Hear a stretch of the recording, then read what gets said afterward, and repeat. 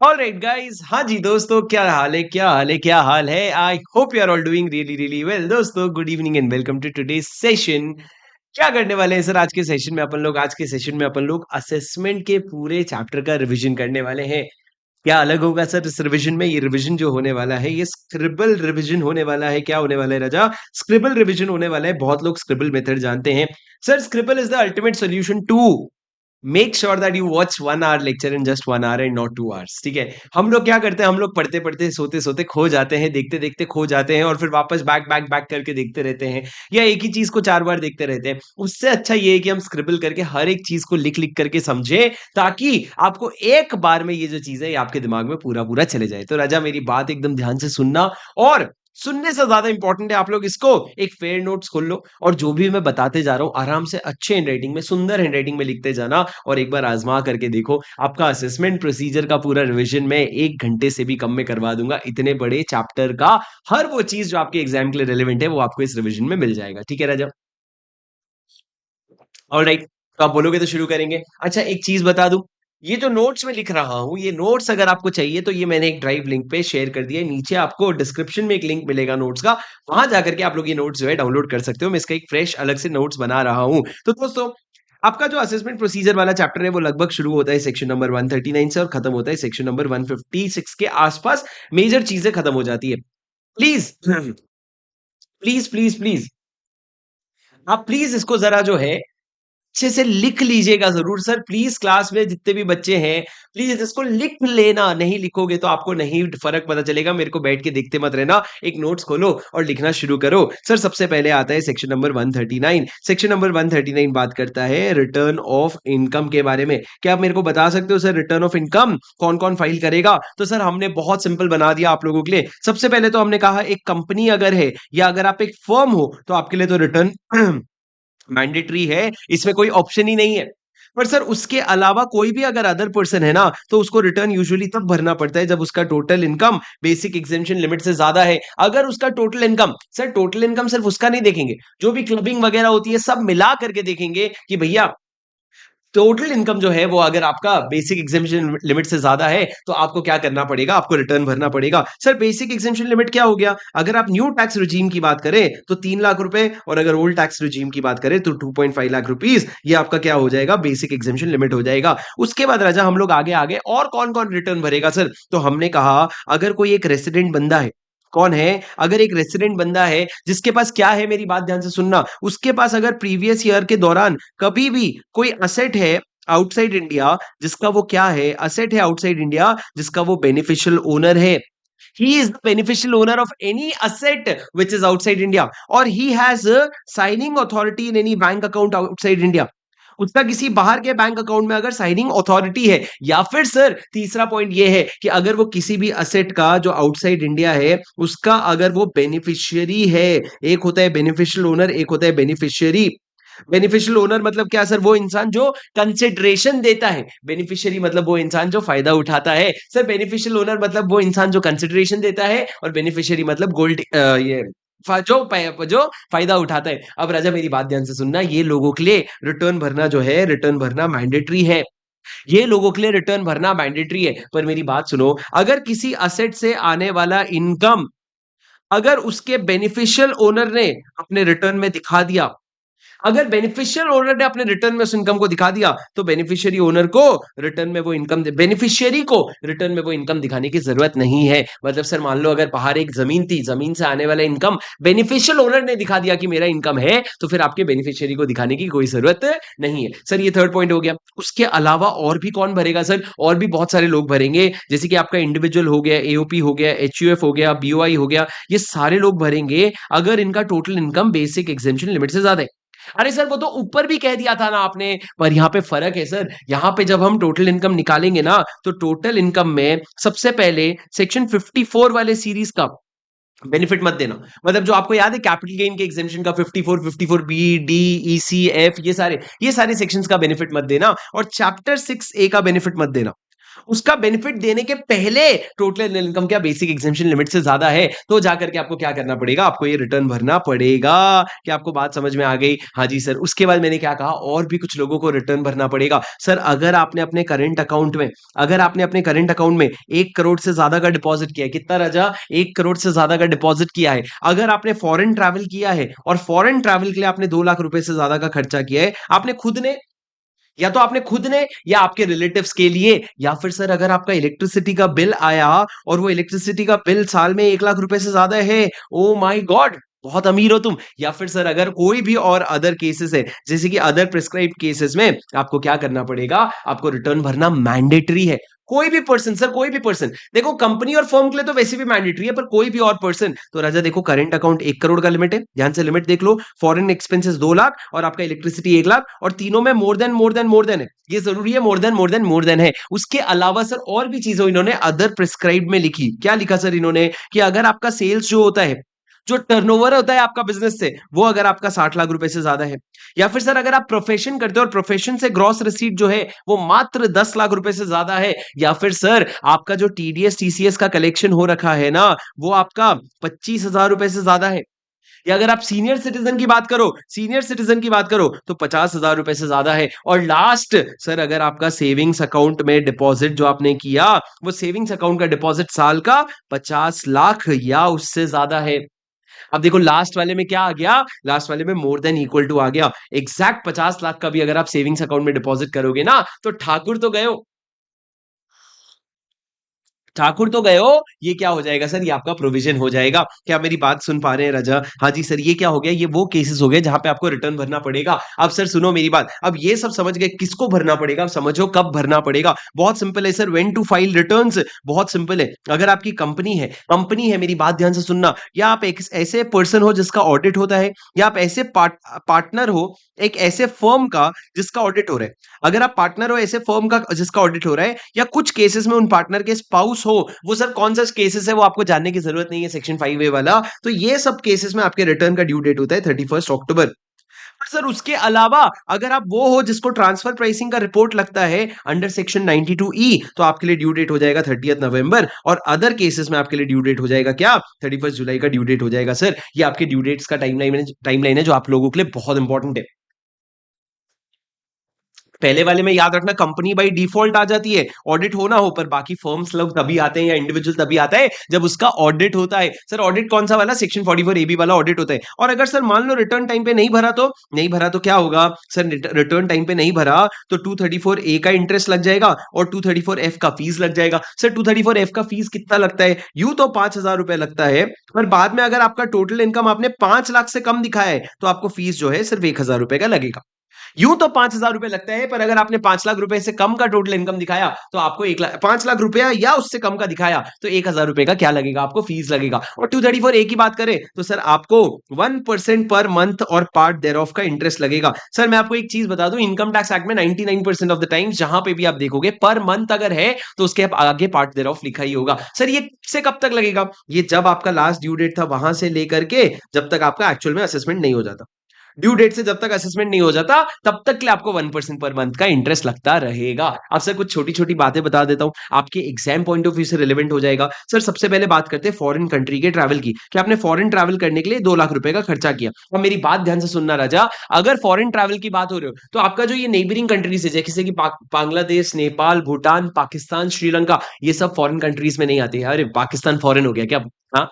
Sir दूसरा मैंने ये कहा कि भैया अगर कोई इंसान, आप समझो पिलग्रिमेज प्लेस जा रहे हैं, जैसे कि लोग बहुत सारे हज के लिए जाते हैं, सर अगर आप सऊदी अरेबिया जा रहे हो या आप हज के लिए जा रहे हो, तो वो सबको फॉरेन ट्रैवल में इंक्लूड नहीं किया जाएगा। क्या मेरी बात सुन पा रहे हो? हाँ जी सर। ये हो गया आपका 139(1) जो नॉर्मल रिटर्न की बात करता है। 139(1) के नॉर्मल रिटर्न के बाद आ जाते हैं 139(3) के लॉस रिटर्न के बारे में। Sir I will keep it very simple for you. अगर आपको अपने लॉसेस कैरी फॉरवर्ड करके सेट ऑफ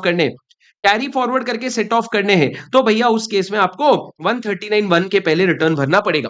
पर सर ये प्रोविजन दो चीजों के लिए एप्लीकेबल नहीं है, एक तो हाउस प्रॉपर्टी के लिए ये कंडीशन नहीं है, और दूसरा आपका अनएब्सॉर्ब डेप्रिसिएशन के लिए ये कंडीशन नहीं है। पर बाकी केसेस में कैरी फॉरवर्ड करने के लिए आपको टाइमली रिटर्न भरना पड़ेगा। अच्छा सर अगर नहीं रिटर्न भरा तो टाइमली, देखो भैया अगर करंट ईयर में टाइमली रिटर्न नहीं भरे, करंट ईयर में सेट ऑफ कर सकते हो, कोई प्रॉब्लम नहीं है, बस उसको कैरी फॉरवर्ड नहीं कर सकते। मतलब मान लो सर मेरा प्रीवियस ईयर 23-24 में लॉस था, पीजीबीपी में लॉस था 10 करोड़ रुपए का, और उसके अलावा समझ लो कि मेरा हाउस प्रॉपर्टी में गेन था 5 करोड़ रुपए का, फॉर एग्जांपल। तो क्या करंट ईयर में मैं मान लो पीजी हाउस प्रॉपर्टी में 6 करोड़ का गेन था, क्या करंट ईयर में मैं ये 6 करोड़ सेट ऑफ कर सकता हूं? हाँ जी, सेट ऑफ कर सकते हो, पर जो बचा 4 करोड़ का लॉस है ना, उसको कैरी फॉरवर्ड अगर करना है तो ड्यू डेट से पहले रिटर्न भरना पड़ेगा। So you have to file returns to carry forward and set off. क्या आप मेरी बात समझ गए सर? हाँ जी सर। उसके बाद आगे बढ़ते हैं, प्लीज मेरी बात ध्यान से सुनना कि सर आपको लॉस रिटर्न जो भरना पड़ेगा, ठीक है सर। अब एक बात समझो, एक कॉन्डोनेशन फॉर डीले का कॉन्सेप्ट होता है जो हम लोगों ने इसके पहले वाले चैप्टर में पढ़ा था, चैप्टर नंबर 14 में पढ़ा था। सर कॉन्डोनेशन फॉर डीले में क्या होता है, अगर आपने लॉस रिटर्न टाइम पे नहीं भरा, ड्यू डेट निकल गया, तो आप जा करके रिक्वेस्ट कर सकते हो कि मेरे को डीले के लिए माफी दे दो, और ये पावर दे रखा है पीसीसी, और ये पूरा पावर दे रखा है हायरार्की वाइज कि कौन से कितना अमाउंट अगर होगा तो किसके पास जा रहा है, वो हम लोगों ने चैप्टर नंबर 14 में डिस्कस करेंगे। अब सर ये क्या हो गया, ये आप लोगों का बेसिक प्रोविजन हो गया। अब उसके बाद देखो सर, बिलेटेड रिटर्न फाइल कर सकते हो। बिलेटेड रिटर्न का ड्यू डेट क्या है सर? बिलेटेड रिटर्न का ड्यू डेट है जब आपका फाइनेंशियल ईयर, असेसमेंट ईयर खत्म होता है उसके पहले 3 महीना पहले, या फिर जब आपका असेसमेंट खत्म ना हो जाए, which ever is earlier. You can file belated return 3 months before the end of assessment year, और ऑन द डेट, और before completion of assessment, which ever is earlier. पर सर बिलेटेड रिटर्न के क्या क्या नुकसान होते हैं पता है आपको? सबसे पहला सर, आप अपने लॉसेस को कैरी फॉरवर्ड नहीं कर पाओगे। दूसरा, आपको 234 ए का इंटरेस्ट लग जाएगा और 234 एफ का फीस लग जाएगा। 234 ए का इंटरेस्ट लग जाएगा, 234 एफ का फीस लग जाएगा। सर बहुत सारे ऐसे चैप्टर 6 ए के डिडक्शन हैं जो आपको डिसअलाउ हो जाते हैं। अगर आप रिटर्न टाइम पे नहीं भरो तो ये डिसअलाउ हो जाते हैं। और लास्ट, आप सर सेक्शन 10 ए एसईजेड का भी फायदा नहीं उठा सकते अगर आपने रिटर्न टाइम पे नहीं भरा तो। अगर आपने रिटर्न टाइम पे नहीं भरा तो आप ये एसईजेड का फायदा भी नहीं उठा सकते। उसके बाद राजा मैंने आप लोगों को पढ़ाया 4A से लेकर के 4F तक, जहां पे अलग अलग चीजों का रिटर्न था। जैसे कि सर आपका सेक्शन नंबर 4A किसके बारे में बात करते हैं? 4A बात करता है आपका चैरिटेबल और रिलीजियस ट्रस्ट, जो आपके ट्रस्ट सेक्शन 11 में रजिस्टर्ड होते हैं, उनकी बात करता है कि भैया उनके एग्जेम्पशन के पहले टोटल इनकम जो है सेक्शन 11 और 12 के एग्जेम्पशन के पहले, वो अगर बेसिक एग्जेम्पशन लिमिट के ऊपर है तो उनको रिटर्न भरना पड़ेगा। सर इन लोगों के लिए ऑडिट जो होता है वो मैंडेटरी होता है, इसलिए रिटर्न 31 अक्टूबर तक फाइल किया जाता है। उसके बाद सर 4B पढ़ा आपने, जहां पे पॉलिटिकल पार्टी सेक्शन 13 वाला, उनका भी टोटल इनकम एग्जेम्पशन के पहले अगर बेसिक एग्जेम्पशन लिमिट से ज्यादा है तो उनके लिए भी ऑडिट मैंडेटरी, और रिटर्न का डेट 31 अक्टूबर है। उसके बाद सर आपने 4C पढ़ा, जहां पे आपने ये पढ़ा कि बहुत सारे अलग अलग लोग, जैसे कि आपका रिसर्च एसोसिएशन हो गया, ट्रेड यूनियन हो गया, सुन नहीं रहे हो तुम, ट्रेड यूनियन हो गया, हॉस्पिटल हो गया, न्यूज एजेंसी हो गए, ये सारे लोगों के केस में हमने क्या कहा सर, इनको ऑडिट करवाना पड़ेगा और 31 अक्टूबर का ड्यू डेट होगा। उसके बाद सर आप आ गए 4D पे। राजा 4D बात करता है सेक्शन 35 वाले रिसर्च एसोसिएशन के बारे में। सर रिसर्च एसोसिएशन वगैरह के लिए भी ऑडिट मैंडेटरी और 31 अक्टूबर का ड्यू डेट है, और इनके लिए तो कोई बेसिक एग्जेम्पशन लिमिट भी नहीं है सर। और लास्ट में सर आपका 4E हो जाता है बिजनेस ट्रस्ट का, और 4F हो जाता है आपके इन्वेस्टमेंट फंड का। सर तो बिजनेस ट्रस्ट के बारे में क्या है? It is mandatory for them to file return. इनका ऑडिट नहीं लिखा है सर, रिटर्न फाइल करना दोनों के लिए मैंडेटरी है, कोई ऑप्शन नहीं है। अगर आप लिमिट क्रॉस करोगे तो ऑडिट करवा लेना, नहीं तो आपको ऑडिट करवाने की जरूरत नहीं है। सर ये आपका 4A से 4F का सीरीज था। अब राजा उसके बाद आ जाओ प्लीज, अच्छे से अब से लिखना शुरू करना। सर आपका 139(5) किसके बारे में बात करता है? ये बात करता है आरआर। आरआर मतलब क्या सर? रिवाइज रिटर्न के बारे में। Sir same time limit as belated return. Sir आप असेसमेंट ईयर के 3 महीना पहले, या फिर जब तक आपका असेसमेंट नहीं खत्म हो जाता, विच एवर इज अर्लियर पे, आप क्या कर सकते हो? आप अपना रिवाइज रिटर्न फाइल कर सकते हो। सर कोई भी रिटर्न आपका रिवाइज हो सकता है, आपका नॉर्मल रिटर्न, ओरिजिनल रिटर्न भी, बिलेटेड रिटर्न भी। Please remember that the revise return steps in the shoes of original return. तो मान लो सर अगर आपने ओरिजिनल रिटर्न में लॉस दिखाया था 3 लाख रुपए का, और रिवाइज रिटर्न में आपने लॉस बढ़ा करके लॉस दिखा दिया 10 लाख रुपए का, तो ये माना जाएगा कि आपने ओरिजिनल में ही 10 लाख रुपए का लॉस दिखाया था, because revise return steps in the shoes of original return. क्या सर कोई टाइम, कोई लिमिट है कितनी बार रिवीजन कर सकते हैं? नहीं सर, कोई लिमिट नहीं है, आपकी जितनी मर्जी, जितनी श्रद्धा, उतनी बार रिवीजन करते जाना। सर पहले एक बार रुक करके बता दो, लिख रहे हो क्या? एक बार trust the process, you will see the result at the end, not at the start. Trust the process, you will see the results and you will fall in love with this method. आपको ऐसा ना craving होगा बाकी chapters और बाकी subjects के लिए भी। प्लीज मेरी बात ध्यान से सुनते जाना सर। इसके बाद एक बहुत बेहतरीन सेक्शन आया अमेंडमेंट के बाद, आपका अपडेटेड रिटर्न। वा सर, अपडेटेड रिटर्न बहुत क्लासिक प्रोविजन है, मेरी बात ध्यान से सुनना और अच्छे से समझना। सर अपडेटेड रिटर्न क्या होता है, बहुत सिंपल है। अगर इस फाइनेंशियल ईयर का रिटर्न आपने असेसमेंट ईयर में फाइल नहीं किया, तो असेसमेंट ईयर एंड होने के बाद 24 मंथ्स तक आप ये बिलेटेड रिटर्न जो है, ये अपडेटेड रिटर्न जो है वो फाइल कर सकते हो। सर चाहे आपने पहले रिटर्न फाइल किया हो या ना किया हो, फिर भी अपडेटेड रिटर्न जो है वो फाइल कर सकते हो। तो प्रीवियस ईयर 23-24 का आप याद रख लो कि भैया आप 31 मार्च 27 तक इसका, हाँ ना, 24, 25, 25, 26, 26, 27, 31 मार्च 27 तक आप क्या कर सकते हो, आप इसका रिटर्न फाइल कर सकते हो। लेकिन सर इसके एक्सेप्शंस हैं, 3 तरह के एक्सेप्शन है। 3 केस में आप बिलेटेड रिटर्न फाइल नहीं कर सकते, और ये तीनों केस को अपने ज़हन में बसा लेना। सबसे पहला, सर अगर आप एक लॉस रिटर्न भरोगे, आपने पहले रिटर्न नहीं भरा था, या भरा था पर गेन रिटर्न भरा था, इनकम रिटर्न भरा था, अब आप लॉस रिटर्न भरोगे, नहीं चलेगा। सर आप कोई ऐसा रिटर्न भरोगे जिससे टैक्स लायबिलिटी कम हो जाए या जिससे रिफंड का अमाउंट बढ़ जाए, हमको नहीं चलेगा। अगर टैक्स लायबिलिटी कम हो जाए या रिफंड बढ़ जाए तो हमको नहीं चलेगा। ये रिटर्न्स जो है तुम नहीं भर सकते। हम तुम्हारे फायदे के लिए अपडेटेड रिटर्न नहीं बना रहे, हमारे फायदे के लिए बना रहे। तो तुम इसका फायदा उठा करके क्या मत करो, आप अपना फायदा करने की कोशिश मत करो। उसके अलावा सर और कौन लोग अपडेटेड रिटर्न नहीं भर सकते, अगर आपके ऊपर 132 का सर्च इनिशिएट हो गया है या 132 ए का रिक्विजिशन इनिशिएट हो गया है, अगर सर्च शुरू हो गया है या 132 ए में रिक्विजिशन इशू कर दिया गया है, तो आप नहीं कर सकते सर। उसके अलावा अगर आपका 133 का सर्वे शुरू हो गया, सर टीडीएस टीसीएस वाला सर्वे नहीं, आपको याद होगा एक पूरे सर्वे में आपका एक टीडीएस टीसीएस वाला सर्वे था, वो अगर इनिशिएट हो गया तो कोई प्रॉब्लम नहीं है। पर अगर आपका नॉर्मल सर्वे आपका इनिशिएट हो गया है 133 ए के अंदर, तो आप क्या नहीं कर सकते, आप ये रिटर्न नहीं भर सकते। या फिर सर ये समझ करके चलो कि आपके ऊपर सर्च एंड सीजर नहीं हुआ, ये सर्च एंड सीजर किसके हुआ, किसी अदर पर्सन के वहां हुआ, और कुछ असेट्स मिले, मनी बुलियन ज्वेलरी वैल्यूएबल्स जो आपको बिलोंग करते हैं, विच बिलोंग्स टू यू, तो उस केस में भी सर क्या नहीं हो सकता, उस केस में भी जो है आप ये अपडेटेड रिटर्न नहीं भर सकते। सर सुन रहे हो क्या तुम मेरी बात?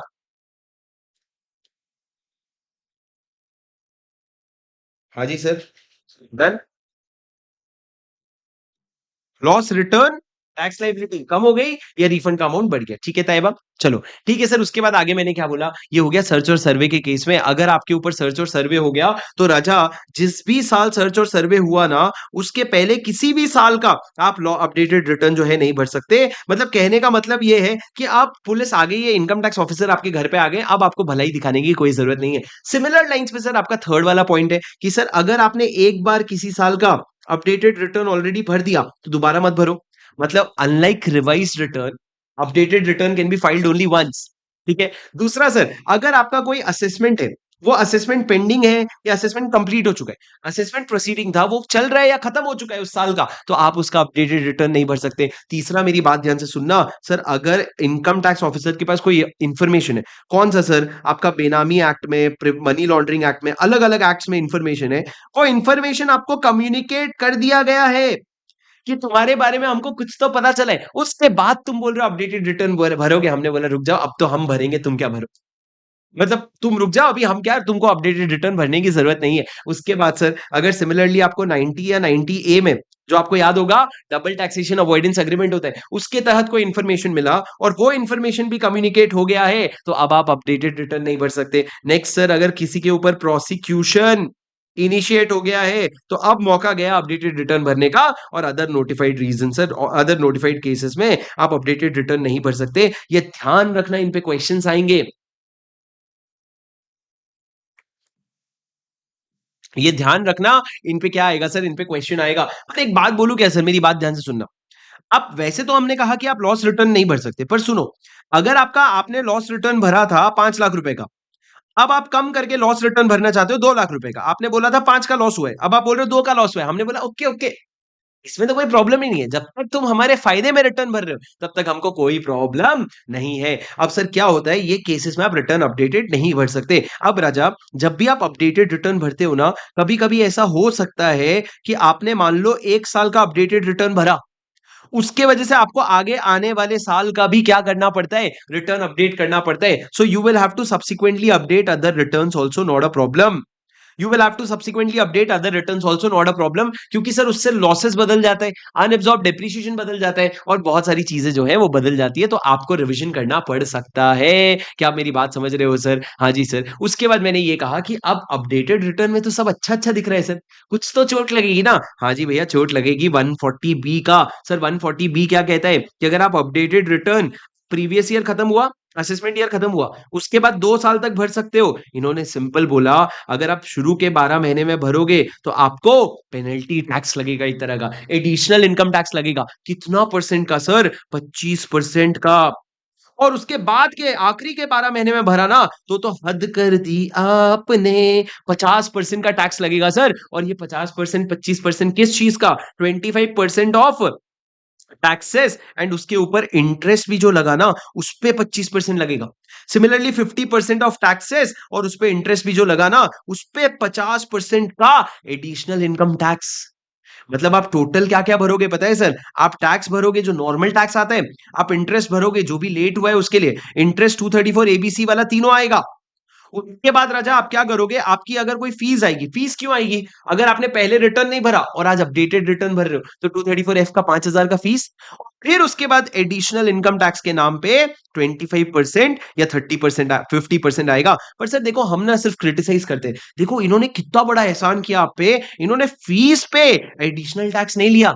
इन्होंने बोला तू भी क्या याद रखेगा कि जो तेरी 5,000 रुपए की फीस है ना उस पे 50% होता 2,500 रुपया, हमने लिया ही नहीं। तुमको तो कदर ही नहीं है। You don't see what I don't do, you don't see what I do, you only see what I don't do. That's what she said. समझे क्या सर? तो आपका एडिशनल जो ये लगता है 25%, ये टैक्स और इंटरेस्ट पे लगता है, ये आपके फीस पे नहीं लगता है, ये याद रखना सर। इस पे क्वेश्चन बैंक में काफी सारे क्वेश्चन है अच्छे अच्छे, प्लीज उसको कर लेना। और एक बात याद रखना, जब यहाँ पे मैं टैक्सेस कहता हूँ तो टैक्सेस में सरचार्ज भी आ जाता है और सेस भी आ जाता है। और अगर सरचार्ज और सेस आए और उसपे 50% लग जाए, मजा ही मजा आ जाएगा भाई।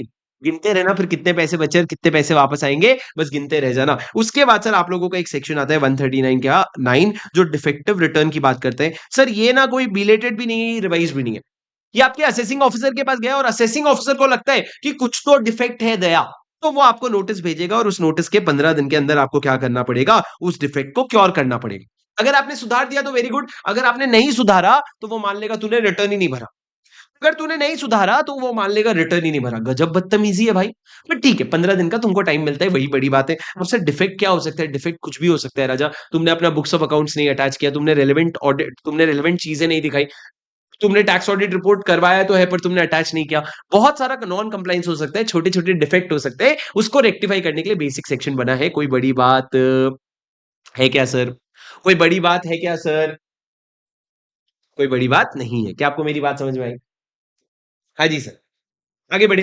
ठीक है सर, ये खत्म होता है आपका 139। इसके बाद शुरू हो जाता है आपका 139 ए, जो बात करता है किसके बारे में? जो बात करता है पैन कार्ड के बारे में, कि भैया पान कब कब खाइएगा, पान कब कब लगेगा सर, पान कब कब लगेगा। इसमें ना बहुत सारी चीजें हैं जो आपको याद करना है, आपको लिखने की जरूरत नहीं है। एक बिल्कुल भी लिखने की चलो लिख ही लो यार, क्या करना है, पूरा स्क्रिबल खोलेंगे, बुक खोलेंगे नहीं। मेरी बात सुनो सर, पैन कार्ड का एप्लीकेशन के लिए आपको क्या क्या करना पड़ता है, मेरी बात ध्यान से सुनो। पैन कार्ड के एप्लीकेशन, आपको पैन कार्ड कब कब मिलना, कब होना चाहिए आपके पास और कब अप्लाई करोगे? देखो राजा, अगर आपका total income basic exemption limit के ऊपर चले जाए, या फिर सर आपका अगर टर्नओवर जो है वो मात्र 5 लाख के ऊपर चला जाए, या फिर सर अगर आपको रिटर्न ऑफ इनकम फर्निश करना है अंडर 139 4A, 4A मतलब अगर आपका ट्रस्ट वगैरह जो है, याद है आपको, अगर 139 4A में ट्रस्ट को अगर रिटर्न फर्निश करना है, या फिर सर अगर आप किसी तरह का फाइनेंशियल ट्रांजैक्शन में एंटर कर रहे हो, किसी तरह के फाइनेंशियल ट्रांजैक्शन में एंटर कर रहे हो जहां पे उसका अमाउंट जो है वो 2.5 लाख रुपए या उससे ज्यादा है इन अ ईयर, एक साल में 2.5 लाख से ज्यादा का फाइनेंशियल ट्रांजैक्शन है, या फिर सर आप अगर एमडी हो, डायरेक्टर हो, ये जो भी एंटर कर रहे हैं ना उसके एमडी, डायरेक्टर, कर्ता वगैरह कुछ भी हो, तो आप सबको क्या लेना पड़ेगा सर? पैन लेना पड़ेगा। सर एक बेसिक बात बता देता हूं, कब तक अप्लाई करोगे?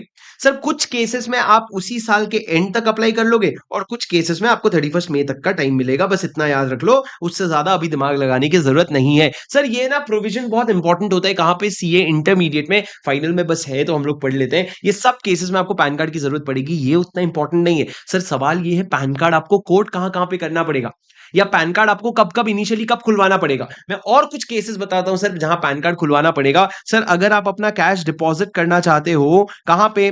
बैंक्स में हो गया, पोस्ट ऑफिस में हो गया, कोऑपरेटिव बैंक्स में हो गया। अगर आप कैश डिपॉजिट करना चाहते हो साल में 20 लाख या उससे ज्यादा, या अगर आप कैश क्या करना चाहते हो, विथड्रॉ करना चाहते हो साल में 20 लाख रुपए या उससे ज्यादा, 20 लाख रुपए या उससे ज्यादा, या फिर सर अगर आप किसी भी तरह का करंट अकाउंट खुलवा रहे हो, या अगर आप क्या करवाना चाहते हो, कैश क्रेडिट अकाउंट खुलवाना चाहते हो, मतलब उधारी लेना चाहते हो, ये सब केस में सर 7 दिन के अंदर अंदर पैन कार्ड ले लियो। सर क्या कर लियो, 7 दिन के अंदर अंदर पैन कार्ड ले लियो। जब भी तेरा ट्रांजैक्शन करने का इरादा है, उसके कम से कम 7 दिन पहले तुम्हारे पास पैन कार्ड आ जाना चाहिए। अब सर पैन कार्ड आ गए तो कोट करोगे, कोट कहां कहां पे करना पड़ेगा, ये सबसे मजेदार बात है सर। सर इसको एकदम कीवर्ड्स में लिखो, राजा अगर तुमने गड्डी वेन टू कोट, वेन टू कोट, मेरी बात ध्यान से सुनो। सर अगर आपने क्या खरीदा है, मोटर व्हीकल खरीदा है, क्या खरीदा है राजा, मोटर व्हीकल खरीदा है। सर मैं आपको वापस बोल रहा हूँ, स्क्रिबल का मजा असली आगा आगे असेसमेंट्स में आएगा, ये तो बस चलो ठीक है। सर अगर आपने मोटर कार खरीदा, मोटर व्हीकल खरीदा है, या फिर सर अगर आप कोई भी बेसिक अकाउंट को, अगर आप कोई भी अकाउंट खुलवाना चाहते हो, आप अगर बैंक अकाउंट से बेसिक सेविंग अकाउंट नहीं सर, अगर आप कोई भी बैंक अकाउंट खुलवाना चाहते हो, या फिर सर अगर आप डेबिट कार्ड या क्रेडिट कार्ड चाहते हो, अगर आप डेबिट या क्रेडिट कार्ड चाहते हो, या फिर सर अगर आप डीमैट अकाउंट खुलवाना चाहते हो, तो ये सारे केस में आपको क्या लगेगा, पैन कार्ड लगेगा। उसके अलावा सर अगर आप होटल वगैरह में खर्चा कर रहे हो, रेस्टोरेंट वगैरह में 50,000 रुपए से ज्यादा का, मैं तुमको ये नोट से पढ़ाता हूँ, इसको लिख करके मेरे को नहीं लगता कोई फायदा हो रहा है। सर अपन लोग आगे लिखेंगे जहां पे अपना असेसमेंट आएगा। यहाँ पे देखो सर, प्लीज आ जाओ पेज नंबर, प्लीज आ जाओ पेज नंबर कहाँ पे, पेज नंबर 15.9 पे। ये देखो राजा क्या लिखा है मैंने, मैंने लिखा है कि अगर आप पेमेंट करोगे किसी होटल को या किसी रेस्टोरेंट को इन कैश और any one time payment to hotel और रेस्टोरेंट, सर अगर होटल को पेमेंट कर रहे हो, फॉरेन कंट्री के ट्रैवल का खर्चा, म्यूचुअल फंड के यूनिट्स खरीद रहे हो, डिवेंचर खरीद रहे हो, आरबीआई के बॉन्ड्स खरीद रहे हो, या कैश डिपॉजिट एक दिन में कर रहे हो, या फिर सर अगर आप बैंक ड्राफ्ट्स वगैरह कर रहे हो और ये सब 50,000 रुपए से ज्यादा जा रहा है, तो आपको पैन कार्ड देना पड़ेगा सर। समझ रहे हो क्या सर, अगर आप कैश डिपॉजिट कर रहे हो या आप एक तरह का बैंक में डिमांड ड्राफ्ट वगैरह खरीद रहे हो 50,000 से ज्यादा, आपको क्या करना पड़ेगा, आपको अप्रूवल, आपको पैन लेना पड़ेगा। सर अगर आप टाइम डिपॉजिट करवा रहे हो, एफडी करवा रहे हो, तो उस केस में सर देखो 50,000 से ज्यादा या साल में 5 लाख से ज्यादा, 50,000 से ज्यादा या साल में 5 लाख से ज्यादा आपको पैन कार्ड देना पड़ेगा। सर अगर आप किसी और तरह का प्रीपेड इंस्ट्रूमेंट में इन्वेस्ट करते हो, जैसे कि आपने वाउचर्स खरीद लिए, तो वो भी अगर आप 50,000 से ज्यादा का खरीद रहे हो एक साल में, तो आपको अप्रूवल लेना पड़ेगा। और same goes for life insurance premium, pan card approval, मतलब पैन कार्ड लेना पड़ेगा और कोट करना पड़ेगा।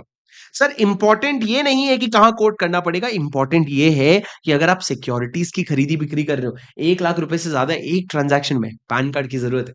बिना पैन के तो वैसे तो अकाउंट भी नहीं खुलवा सकते आज के डेट में, पर सर उसके अलावा अनलिस्टेड शेयर्स की बात करें तो वो भी सेम है। इमूवेबल प्रॉपर्टीज के लिए लिमिट है 10 लाख का, 10 लाख के ऊपर कर रहे हो तो पैन कार्ड कोड करना पड़ेगा। और एनी अदर गुड्स और सर्विसेज बड़ा यूनिक है सर, 2 लाख रुपए से ज्यादा का कोई भी ट्रांजैक्शन कर रहे हो तो आपको क्या करना पड़ेगा, पैन कार्ड लेना पड़ेगा। अरे ओ राजा जी, समझ रहे हो क्या तुम मेरी बात, तुम मेरी बात समझ पा रहे हो क्या सर? अब सबसे बड़ी बात क्या है पता है, सबसे बड़ी बात यह है कि अगर, अच्छा पैन कार्ड नहीं है तो आधार कार्ड यूज कर लो, अगर दोनों लिंक्ड है तो, पैन कार्ड नहीं है तो आधार कार्ड यूज कर लो, इतना बेसिक सा पॉइंट याद रखना। पर सर मेरी बात ध्यान से सुनो, अगर सबसे बड़ी बात है जहां पैन कार्ड देना था और नहीं दिए, जहां पैन कार्ड देना था और वहां नहीं दिए, तो क्या होगा सर, अगर आपने 139 ए में पैन कार्ड नहीं लिया तो आपको 10,000 रुपए की पेनल्टी लगेगी। सर उसके बाद अगर आपने कोट ही नहीं किया या फिर आपने गलत कोट कर दिया, तो सर 10,000 रुपए for each such default, each such default, या तो तुमने बताया ही नहीं या गलत बता दिया, पर सर आपको पेनल्टी लगाने के पहले अपॉर्चुनिटी ऑफ बीइंग हर्ड दिया जाएगा।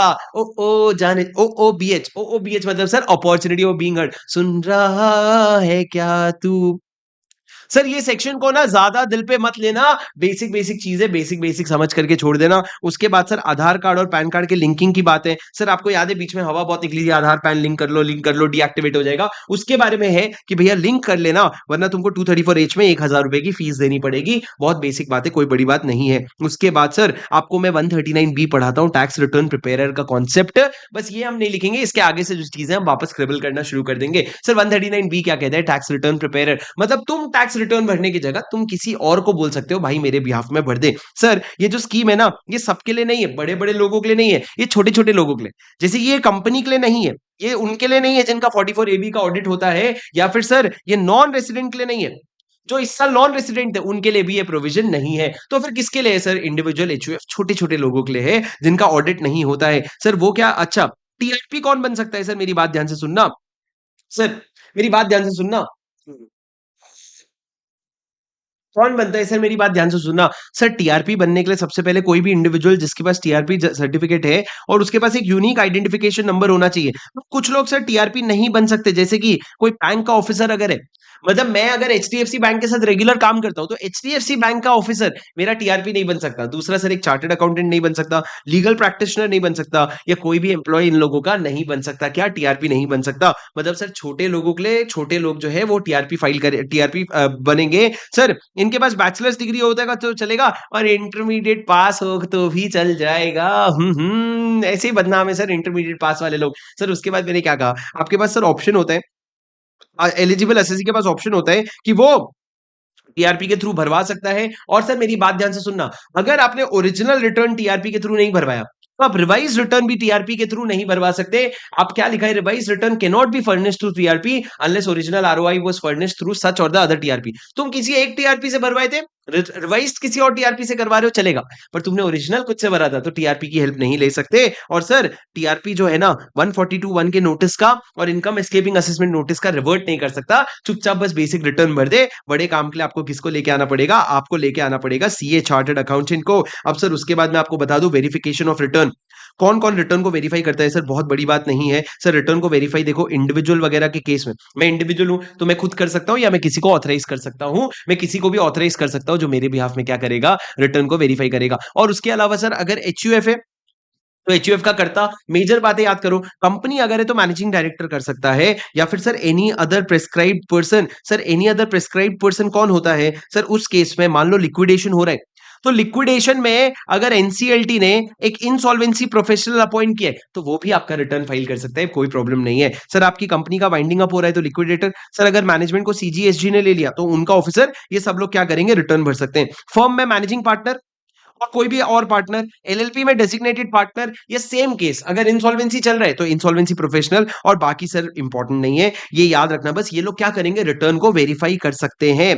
सर याद रखना रिटर्न पहले तो मैनेजिंग डायरेक्टर फाइल करेगा कंपनी का, अगर एमडी नहीं कर पा रहा है तो कोई भी और डायरेक्टर साइन करेगा, पर डायरेक्टर होना जरूरी है, डायरेक्टर होना जरूरी है। ये आपके कंपनी के साइनिंग के लिए हो गया। अब राजा उसके बाद आ जाओ 140 ए में। सर आपका 140 ए कहता है सेल्फ असेसमेंट टैक्स, कोई बात ही नहीं है सर, सेल्फ असेसमेंट टैक्स कोई बात ही नहीं है। आप जब अपना इनकम टैक्स निकालोगे सबसे पहले आप निकालो टैक्स लायबिलिटी कितनी आ रही है, टैक्स लायबिलिटी में से आप कुछ चीजें माइनस करो कि कितना टीडीएस दे दिया है, कितना टीसीएस कट चुका है, कितना एडवांस टैक्स मैंने जमा कर दिया है, ये सब चीजें आपको क्या करनी पड़ेगी, माइनस करनी पड़ेगी। उसके बाद आप ये देखो कि आपको कोई रिलीफ मिल रहा है क्या, अंडर सेक्शन 89। सर 89 एक अरियर्स ऑफ सैलरी वाला रिलीफ है, वो रिलीफ मिल रहा है क्या। सर आपको कोई फॉरेन टैक्स क्रेडिट मिल रहा है क्या, जो आपने इंडिया के बाहर टैक्स भरा और उसका क्रेडिट, आपको कोई मैट क्रेडिट मिल रहा है क्या, एएमटी क्रेडिट मिल रहा है क्या, ये सब माइनस करने के बाद जो आएगा वो आपका टैक्स पेबल आ जाएगा, वो आपका टैक्स पेबल आ जाएगा और उतना टैक्स आपको पे करना पड़ेगा। सर टैक्स लायबिलिटी मतलब ऊपर आया, ये सब माइनस करने के बाद टैक्स पेबल आ गया, ये आपने खुद से असेस किया, इसलिए इसको क्या कहते हैं, सेल्फ असेसमेंट टैक्स। सर आप क्या करोगे, आपको जो भी कैलकुलेशन किया आप उसको पे कर दोगे। कल को अगर पता चला ये अमाउंट जो है ये शॉर्ट है मतलब ये कम है, जितना देना चाहिए था उससे कम है, तो सबसे पहले अमाउंट एडजस्ट होगा फी के सामने, फिर उसके बाद इंटरेस्ट के सामने, और बचा हुआ अमाउंट टैक्स के सामने एडजस्ट होगा। ऐसा नहीं कि लॉजिकल चीज करेंगे कि पहले टैक्स के सामने एडजस्ट कर दो, ना जी ना, टैक्स पे तो क्या इंटरेस्ट मिलता रहेगा ना, बाकी चीजों पे नहीं मिलता, तो इस तरीके से एडजस्टमेंट हो जाएगा। सर यहां तक तो चलो बातें थी, अभी तक तो असेसमेंट शुरू भी नहीं हुआ है। अब सर आप समझो असेसमेंट जो है वो चार तरह का असेसमेंट होता है। सबसे पहले आता है समरी असेसमेंट, उसके बाद आता है स्क्रूटनी असेसमेंट, और उसके बाद आता है इनकम एस्केपिंग असेसमेंट और best judgement assessment. Sir summary assessment के बारे में हम 143(1) में बात करेंगे, स्क्रूटनी असेसमेंट के बारे में हम लोग 143(3) में बात करेंगे, इनकम एस्केपिंग असेसमेंट 147 से होता है और बेस्ट जजमेंट असेसमेंट 144 में होता है। ये चार असेसमेंट के बारे में बात करना है, पर इसके पहले हमको 142 के इंक्वायरी के बारे में बात करना है, जिसका नाम है इंक्वायरी बिफोर असेसमेंट। कोई भी असेसमेंट शुरू करने के पहले आप 142 की इंक्वायरी करते हो, मैंडेटरी है क्या, नहीं सर, अगर आपकी मर्जी है तो आप कर सकते हो। सर कैसे इंक्वायरी करोगे, सर आपका जो असेसिंग ऑफिसर है वो आपके इंडिविजुअल पे, वो असेसी पे, मतलब असेसी पे क्या करेगा, एक नोटिस सर्व करेगा, एक नोटिस सर्व करेगा, ये होता है सर 142(1) वाला नोटिस। इस नोटिस में वो क्या कह सकता है, सुन लो, सबसे पहला वो कह सकता है भाई अगर तूने रिटर्न फर्निश नहीं किया है ना तो प्लीज अपना रिटर्न फर्निश कर दे। मतलब सर ये नोटिस आपने रिटर्न नहीं भी भरा तो भी आ सकता है, भरा तो भी आ सकता है, उसमें बोला जा सकता है भाई तूने अभी तक रिटर्न नहीं भरा है, प्लीज अपना रिटर्न भर दे। या फिर सर तुमको बोला जा सकता है to produce any books of accounts, आपको बुक्स ऑफ अकाउंट्स या डॉक्यूमेंट्स प्रोड्यूस करने बोला जा सकता है। और तीसरा और सबसे इंपॉर्टेंट बात, सर आपको कुछ ऐसे एडिशनल डॉक्यूमेंट्स मांग सकता है, जैसे कि आपका स्टेटमेंट ऑफ असेट और लायबिलिटी हो गया। स्टेटमेंट ऑफ असेट और लायबिलिटी हो गया। आपने चाहे आज तक ये नहीं बनाया हो, पर आपको फिर से बना आपको पहली बार बना के देना पड़ेगा। मतलब आपसे एडिशनल चीजें भी मांगी जा सकती है, चाहे वो बुक्स ऑफ अकाउंट्स में हो या नहीं हो। तो सर इसके बारे में, सबके बारे में एक-एक छोटी-छोटी बातें हैं, मेरी बात ध्यान से सुनना। सर अगर पहली बात करूँ मैं कि रिटर्न नहीं भरा है तो रिटर्न भरने बोल रहे हैं। सर ये जो रिटर्न भरने बोल रहे हैं ना, याद रखना ये असेसिंग ऑफिसर या इनकम टैक्स अथॉरिटी, जो भी इनकम टैक्स ऑफिसर के ऊपर का बंदा है ना, आपको हायरार्की पता होनी चाहिए। इनकम टैक्स ऑफिसर के ऊपर जितने भी लेवल्स है ना, उनमें से कोई भी बोल सकता है रिटर्न नहीं भरा तो भर दे। दूसरा सर, जब आप बुक्स ऑफ अकाउंट्स मांगोगे ना, याद रखना आप सिर्फ पिछले 3 साल का मांग सकते हो, उससे पुराने बुक्स ऑफ अकाउंट्स नहीं मांग सकते, एटलीस्ट ये नोटिस इश्यू करके। और तीसरा सर, जब आप स्टेटमेंट ऑफ पीएनएल मांगोगे तो आपको प्रायर अप्रूवल लेना पड़ेगा। और प्रायर अप्रूवल क्या, कम से कम जॉइंट कमिश्नर लेवल का बंदा होना चाहिए जो तुमसे एक्स्ट्रा काम करा रहे। कोई भी ऐरा गैरा ऑफिसर आकर के तुमसे एक्स्ट्रा काम नहीं करवा सकता, कम से कम जॉइंट कमिश्नर के लेवल का बंदा होना चाहिए। क्या आप मेरी बात समझ रहे हो सर? क्या आप मेरी बात समझ रहे हो? यस और नो? हाँ जी सर, ये हो गया आपका बेसिक इंक्वायरी, जिसमें आप क्या करोगे, आप रिप्लाई करोगे। सर ये तो इंक्वायरी हुआ, ये है 142(1) वाली इंक्वायरी। अब राजा 142(1) के बाद 142(2)(a) में आ जाओ, जो बात करता है स्पेशल ऑडिट के बारे में। जो बात करते हैं स्पेशल ऑडिट और वैल्यूएशन के बारे में। मेरी बात ध्यान से सुनना सर, यहाँ पे क्या चल रहा है पता है? यहाँ पे प्रोसीडिंग्स होना जरूरी है। कोई तो भी असेसमेंट प्रोसीडिंग्स चल रहे हैं, और असेसमेंट प्रोसीडिंग्स के दौरान आपके असेसिंग ऑफिसर को क्या लगा that having regards to the nature and complexity of accounts के नेचर को और कॉम्प्लेक्सिटी को ध्यान रखते हुए, या फिर having regards to the volumes of accounts, और having regards to the doubts about correctness, कि मेरे को लग रहा है भाई ये करेक्ट नहीं है, और मल्टीप्लिसिटी ऑफ ट्रांजैक्शंस मतलब बहुत सारे ट्रांजैक्शंस है, या स्पेशलाइज्ड नेचर ऑफ ट्रांजैक्शंस है।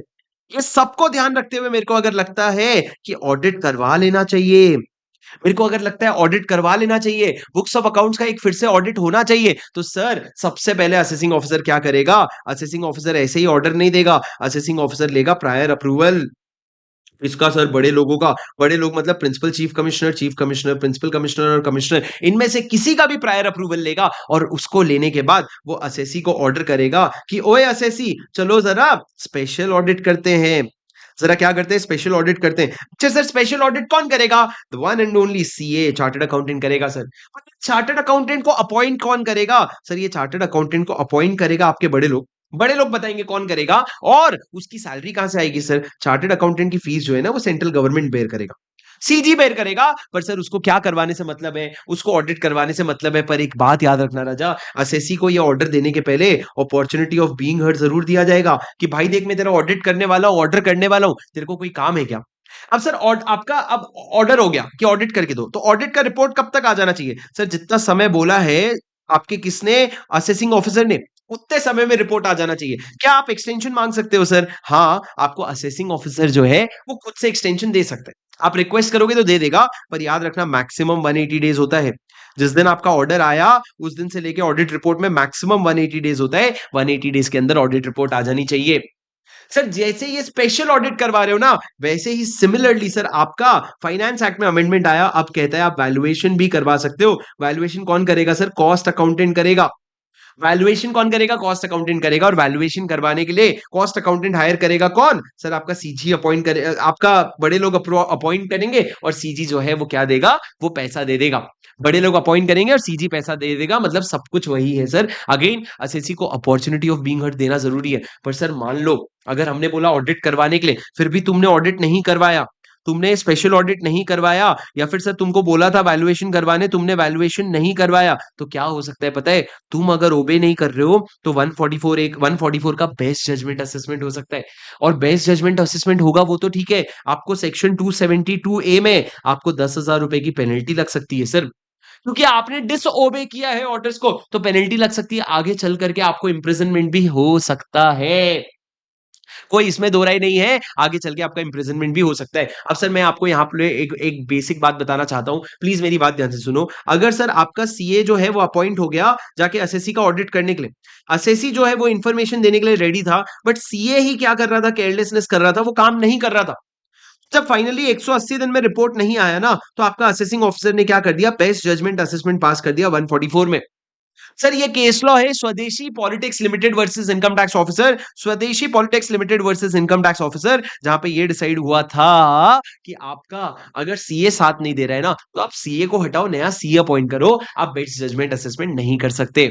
अगर आपका सीए जो है वो नहीं कर रहा, वो बकवास करे जा रहे, तो आप उसको हटाओ, नया सीए ले आओ, पर आप बेस्ट जजमेंट असेसमेंट नहीं कर सकते। उसके बाद राजा एक नई चीज आप लोगों को बता देता हूँ क्लास के बच्चों, जैसे आपने टैक्स रिटर्न प्रिपेयर का कॉन्सेप्ट सुना, सर 142 ए बहुत बेसिक सी बात करता है वैल्यूएशन ऑफिसर के बारे में, कि अगर असेसिंग ऑफिसर को अपने प्रोसीडिंग्स के दौरान कभी भी उसको लगा कि यार मेरे को वैल्यूएशन की जरूरत है, उस जरूरी नहीं है उसके पास रीजंस होने चाहिए, उसको बस ऐसा लग रहा है कि मेरे को वैल्यूएशन ऑफिसर की जरूरत है, तो वो क्या करेगा सर, वो वैल्यूएशन ऑफिसर को बोलेगा कि भैया तू पर्टिकुलर चीज का वैल्यूएशन कर दे, और सर वैल्यूएशन ऑफिसर क्या करेगा, वैल्यूएशन रिपोर्ट देगा।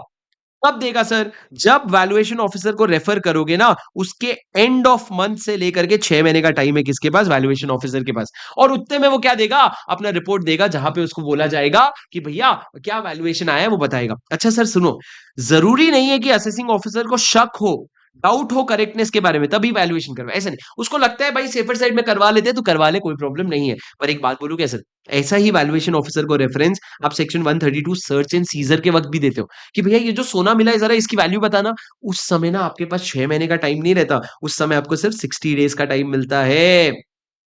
उस समय आपको सिर्फ कितना मिलता है, जिस दिन रेफरेंस आया, कोई एंड ऑफ द मंथ वगैरह नहीं, आपको सीधा 60 डेज का टाइम मिलता है। क्या आप मेरी बात समझ गए सर, हाँ जी हाँ समझ गए बिल्कुल। उसके बाद राजा आ जाओ सेक्शन नंबर 143 पे। 143 सर, सबसे पहले बात करेंगे वन, जो बात करते हैं समरी असेसमेंट के बारे में, सुनते जाना सर, बहुत सिंपल सी बात है। अगर आपने रिटर्न फाइल किया है, आपने रिटर्न ऑफ इनकम फाइल किया है, तो सर अब उसकी क्या होगी, प्रोसेसिंग होगी। प्रोसेसिंग मतलब क्या सर, प्रोसेसिंग में कुछ बेसिक चेक्स किए जाएंगे, जैसे कि क्या, सबसे पहले हम ढूंढेंगे कोई अरिथमेटिकल एरर है क्या, कोई अरिथमेटिकल एरर है क्या, वो ढूंढेंगे। दूसरा सर हम देखेंगे कोई इनकरेक्ट क्लेम है क्या, incorrect claim which is apparent from the information in the return, incorrect claim which is apparent from the information in the return, जैसे कि सर आपकी क्लेम में कुछ इनकंसिस्टेंसी है क्या। सर इनकंसिस्टेंसी मतलब क्या, ऊपर आपने इंटरेस्ट इनकम दिखाया है 8,000 का, नीचे आपने 80 टीटीए का डिडक्शन लिया है 10,000 का। अरे इनकम 8,000 है तो डिडक्शन 8,000 होएगा ना, 10,000 कैसे, वो इनकंसिस्टेंसी होती है सर। दूसरा हो गया सर, अगर आपने एडिक्वेट प्रूफ्स नहीं सबमिट किए, जैसे आपको पता है अगर हाउस रेंट अलाउंस 1 लाख रुपए से ज्यादा है, तो आपको लैंडलॉर्ड का पैन कार्ड देना पड़ता है। अब आपने नहीं दिया भाई, अगर आपने प्रूफ नहीं दिया तो फिर भैया ऐसी की तैसी हो जाएगी। तीसरा सर, अगर आपने जो डिडक्शन क्लेम किया वो लिमिट से ज्यादा है, आपको पता है 35 एडी में 100% डिडक्शन मिलता है, आपने 150 ले लिया। आपको पता है वॉलंटरी कॉम्पेंसेशन अगर दे रहे हो, वॉलंटरी रिटायरमेंट कॉम्पेंसेशन, तो वो 1/5 होके 5 साल में डिवाइड होता है, वो आपने 1 साल डिवाइड कर लिया, तो ये सारे इनकरेक्ट क्लेम को क्या करा जा सकता है, इनकरेक्ट क्लेम को आइडेंटिफाई किया जाएगा। उसके अलावा सर और भी कोई चीज समझो, अगर आपने कोई लॉसेस क्लेम किए हैं, कोई लॉस क्लेम किया है पर उसका रिटर्न आपने टाइम पे नहीं भरा था, किसी साल का लॉस क्लेम किया है पर उसका रिटर्न टाइम पे नहीं भरा था, तो वो लॉस एडजस्ट हो जाएगा। चौथा सर, ऑडिट रिपोर्ट में अगर कोई डिसअलाउंस था, ऑडिट रिपोर्ट में लिखा था ये खर्चा आपको अलाउ नहीं होना चाहिए, आपने वो खर्चा क्लेम कर लिया, तो ये इनकंसिस्टेंसी आ जाएगी। और लास्ट सर, अगर आपने रिटर्न लेट भरा और चैप्टर 6A के पार्ट सी का डिडक्शन मांगा, सर चैप्टर 6A में पार्ट सी में बहुत जगह लिखा है रिटर्न टाइम पे भरना पड़ेगा डिडक्शन के लिए, आपने लेट भरा और फिर भी ये डिडक्शन मांगा, तो ये सारा एडजस्टमेंट पहले प्राइमरी चेक हो जाएगा सर, और ये मेजरली तो सिस्टम चेक कर लेता है। अब सर जैसे ही ये सारी चीजें चेक हो जाएगी, अगर कुछ एरर मिला तो आपको इंटीमेशन भेजा जाएगा सर, ये एडजस्टमेंट के पहले आपको एक अपॉर्चुनिटी ऑफ बीइंग हर्ड देंगे 30 डेज का, उसमें आप बता सकते हो कि ये एडजस्टमेंट क्यों करना चाहिए, नहीं करना चाहिए। अगर आपने रिप्लाई नहीं किया तो उसके बाद हम आगे बढ़ेंगे, और आगे बढ़ के हम क्या निकालेंगे, आपका रिवाइज्ड टैक्स कितना हुआ, आपका इंटरेस्ट कितना हुआ, और कुछ फीस लगा के ये सब निकालेंगे। अच्छा, वो रिवाइज्ड अमाउंट के बेसिस पे हम ये देखेंगे कि तुम्हारे तरफ से कोई टैक्स पेबल आता है कि तुमको टैक्स रिफंड मिलेगा। अगर तुमको टैक्स रिफंड मिलेगा तो इनकम टैक्स वाला जो है वो उस रिफंड को इनिशिएट कर देगा, पर अगर सर टैक्स पेबल आता है तो आपको एक इंटीमेशन भेजा जाएगा, वो इंटीमेशन जो है ना राजा, वो डिमांड नोटिस की तरह काम करेगा, और आपको उस इंटीमेशन के आने पे आपको क्या करना पड़ेगा, आपको पैसा जो है जमा करना पड़ेगा, तभी जाके हम आगे बढ़ सकते हैं। पर सर एक बात बताओ, क्या ये इंटीमेशन भेजने के लिए, ये जो इंटीमेशन भेजा है इसके लिए इन्होंने एक बहुत सॉलिड टाइम लिमिट दे रखा है सर, क्या कि भैया जिस फाइनेंशियल ईयर में आपने रिटर्न ऑफ इनकम फाइल किया उसके एंड से लेकर के 9 मंथ्स, सिर्फ 9 महीना, कब से, from the end of the year in which the return is furnished, जब भी आपने रिटर्न भरा उसके बाद 9 महीने का टाइम मिलेगा, पहला 12 महीने मिलते थे, अब 9 महीने का टाइम मिलेगा। पर सर एक बात समझो, अगर मेरा लॉस था 5 लाख रुपए का, उसको कम करके 2 लाख रुपए किया। ना तो टैक्स पेबल चेंज हुआ, ना रिफंड चेंज हुआ, तो भी सर आपको इंटीमेशन तो भेजना पड़ेगा। पर सर मान लो अगर कोई भी चेंज नहीं हुआ है तो ज़ीरो चेंजेस, तो सर आपने जब रिटर्न फाइल किया होगा ना, तो आपको एक एक्नॉलेजमेंट आता है। उस एक्नॉलेजमेंट को ही क्या मान लिया जाएगा? उसको ही इंटीमेशन मान लिया जाएगा। क्या तुम मेरी बात समझ पा रहे हो? उस एक्नॉलेजमेंट को ही क्या मान लिया जाएगा? इंटीमेशन मान लिया जाएगा। अब सर एक बात समझो, एक यहाँ पे ना एक केस लॉ आया था CIT versus Mahalakshmi sugar mills का। किसका केस लॉ था सर? महालक्ष्मी शुगर मिल्स का। जहां पे क्या केस हुआ था पता है? कि एक असेसी ने रिटर्न भरा, उसने अपने कोई पुराने लॉसेस को सेट ऑफ नहीं किया, उसके पास लॉस थे पर उसने सेट ऑफ नहीं किया, असेसिंग ऑफिसर ने भी उसकी हेल्प नहीं करी, तो सर कोर्ट ने क्या बोला पता है? कोर्ट ने बोला सुनो असेसिंग ऑफिसर, तेरी ड्यूटी है कि तू भैया अपने असेसी को सारे प्रोविजन अप्लाई करने में हेल्प करे। अगर सेट ऑफ का ऑप्शन है तो तेरे को उसको सेट ऑफ में हेल्प करना पड़ेगा, तू उसके साथ धोखा नहीं कर सकता। तो यहां पे सर महालक्ष्मी केस में ये डिसाइड हुआ था कि अगर असेसी ने सेट ऑफ नहीं क्लेम किया तो असेसिंग ऑफिसर उसको सेट ऑफ क्लेम करके उसका टैक्स लाइबिलिटी कम करके दे देगा, इसमें कोई प्रॉब्लम नहीं है। अब एक बात याद रखना सर, ये जो 143(1) का असेसमेंट है ना, समरी असेसमेंट, ये एक प्रिलिमिनरी असेसमेंट है। क्या है राजा? ये एक प्रिलिमिनरी असेसमेंट है, ये कोई मेजर असेसमेंट नहीं होता, ये एक बहुत बेसिक समरी असेसमेंट है, इसमें कोई बहुत ज्यादा चिंताजनक बात नहीं है। और मजे की बात, ये 100% लोगों का होता है जो रिटर्न फाइल करते हैं। हर इंसान जो रिटर्न फाइल करता है उसका ये बेसिक चेक्स तो होता ही होता है। क्या आप मेरी बात सुन पा रहे हो? उसके बाद से मैंने ये कहा कि मैं आप लोगों का ये होने के बाद मैं आ गया 143(3) के रिटर्न में, जो के नोटिस इसमें स्क्रूटिनी असेसमेंट। सर देखो आपके ना टोटल रिटर्न ऑफ इनकम में से 3 से 5% का क्या होता है? स्क्रूटिनी असेसमेंट होता है। अब सर स्क्रूटिनी असेसमेंट पढ़ने के लिए आपको सबसे पहले 143(2) का नोटिस भेजना पड़ेगा। अब सर 143 नोटिस भेजने के लिए याद रखना सर, आपका रिटर्न ऑफ इनकम फाइल्ड होना मैंडेटरी है। अगर रिटर्न नहीं भरा है, ना समरी असेसमेंट होगा ना स्क्रूटिनी असेसमेंट होगा। रिटर्न भरा है तो आपको एक नोटिस भेजा जाएगा, जिसमें सर नोटिस क्यों भेजा जाएगा? क्योंकि आपको ऐसा लग आप you have to ensure that assessee ने अपना इनकम तो कम नहीं शो किया है, असेसी ने कहीं लॉस तो ज्यादा नहीं शो कर दिया है, या असेसी ने टैक्स तो कहीं कम नहीं भरा है। ये इंश्योर करने के लिए आपके पास कोई सबूत नहीं है, बस बेसिक चेक करने के लिए आप क्या करोगे? नोटिस भेजोगे, और ये notice has to be served. आप नोटिस क्या करोगे? आप नोटिस सर्व करोगे, और नोटिस सर्व करके क्या बोलोगे कि भैया या तो तू मिलने आ जा, या फिर तू हमको कोई एविडेंस दे दे। सर सवाल यह है नोटिस कब तक भेजोगे? तो राजा इन्होंने क्या कहा, notice have to be served within 3 months from end of relevant assessment year. Within 3 months from the end of relevant assessment year, या फिर बोल लो within 3 months from the end of financial year जहां आपका return file हुआ है। जिस financial year में रिटर्न फाइल हुआ उसके साल के एंड से 3 महीने के अंदर सर मजे की बात है आपका नोटिस सर्व हो जाना चाहिए। 143(1) में जो इंटीमेशन था ना, वो 9 महीने के अंदर सेंट हो जाना चाहिए था। 143(3) में जो 2 में जो नोटिस है वो 3 महीने के अंदर सर्व हो जाना चाहिए। मालिक, सेंट और सर्व में फर्क होता है। मैंने आज भेजा तो उसको सेंट कहते हैं, आपको आज मिल गया तो उसको सर्व्ड कहते हैं। तो ये बेसिक फर्क जो है ये बिल्कुल ध्यान रखना। अब सर एक बात समझो, अगर प्रीवियस ईयर 23-24 था, रिटर्न 24-25 में फाइल कर दिया 31 जुलाई को, उसके बाद नोटिस आ गया 30 जून 25 के पहले, ये फर्स्ट नोटिस था। उसके बाद आपको और चीजें मिली, और चीजें मांगनी है, तो आपने सेकंड नोटिस यहां पे सर्व किया।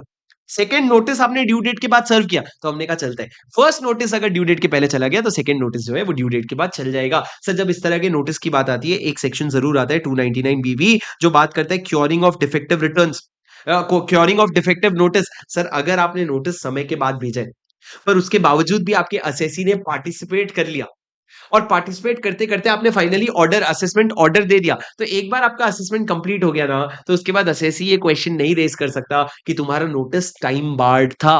मतलब सर मान लो नोटिस आपने 30 जून को भेजने की जगह आप लेट हो गए, आपने 5 जुलाई को भेजा। उस समय अगर असेसी बोलता कि तुम्हारा नोटिस लेट आ गया है तो आप बच सकते थे।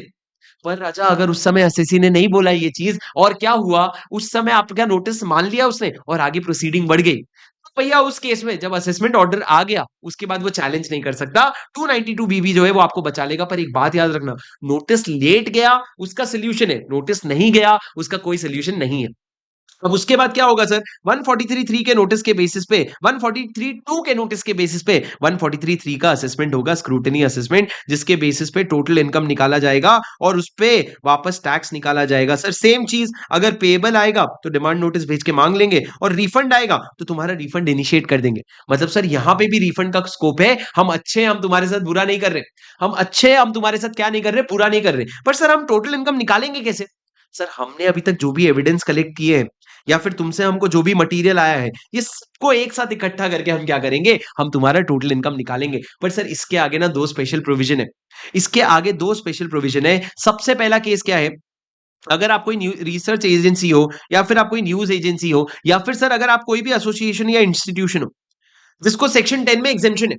अब राजा अगर आपसे एग्जेम्पशन खींच रहे हैं ना, तो असेसिंग ऑफिसर यूं ही नहीं खींच सकता। असेसिंग ऑफिसर को जाके सीजी को इंटिमेट करना पड़ेगा कि तुम्हारे लोगों ने कांड किया है, इन्होंने नॉन कंप्लाइंस किया है। और सर सीजी क्या करेगा, इन लोगों को जो एग्जेम्पशन दे रखा है, इनको जो एग्जेम्पशन दे रखा है सर, ये एग्जेम अप्रूवल दे रखा है, जब वो विड्रॉ करेगा उसके बाद ही तुम इनका एग्जेम्पशन का बेनिफिट हटा सकते हो।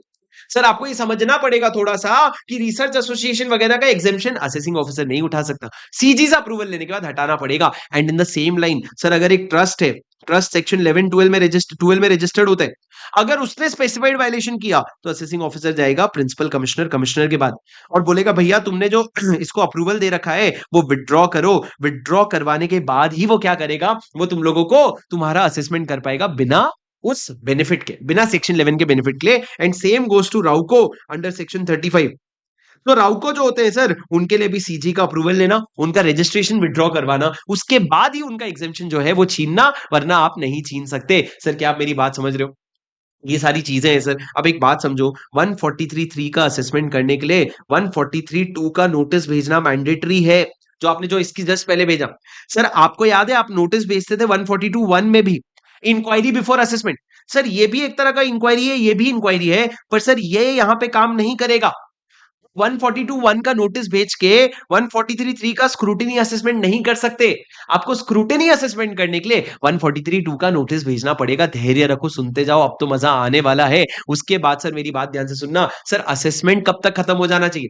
आपने असेसमेंट तो कर दिया, पर असेसमेंट कब खत्म हो जाना चाहिए? तो इन्होंने बोला भाई सुन, जो भी तुम्हारा प्रीवियस ईयर के बाद जो भी रेलेवेंट असेसमेंट ईयर आया, उसके बाद 12 महीने के एंड तक आपका असेसमेंट खत्म हो जाना चाहिए।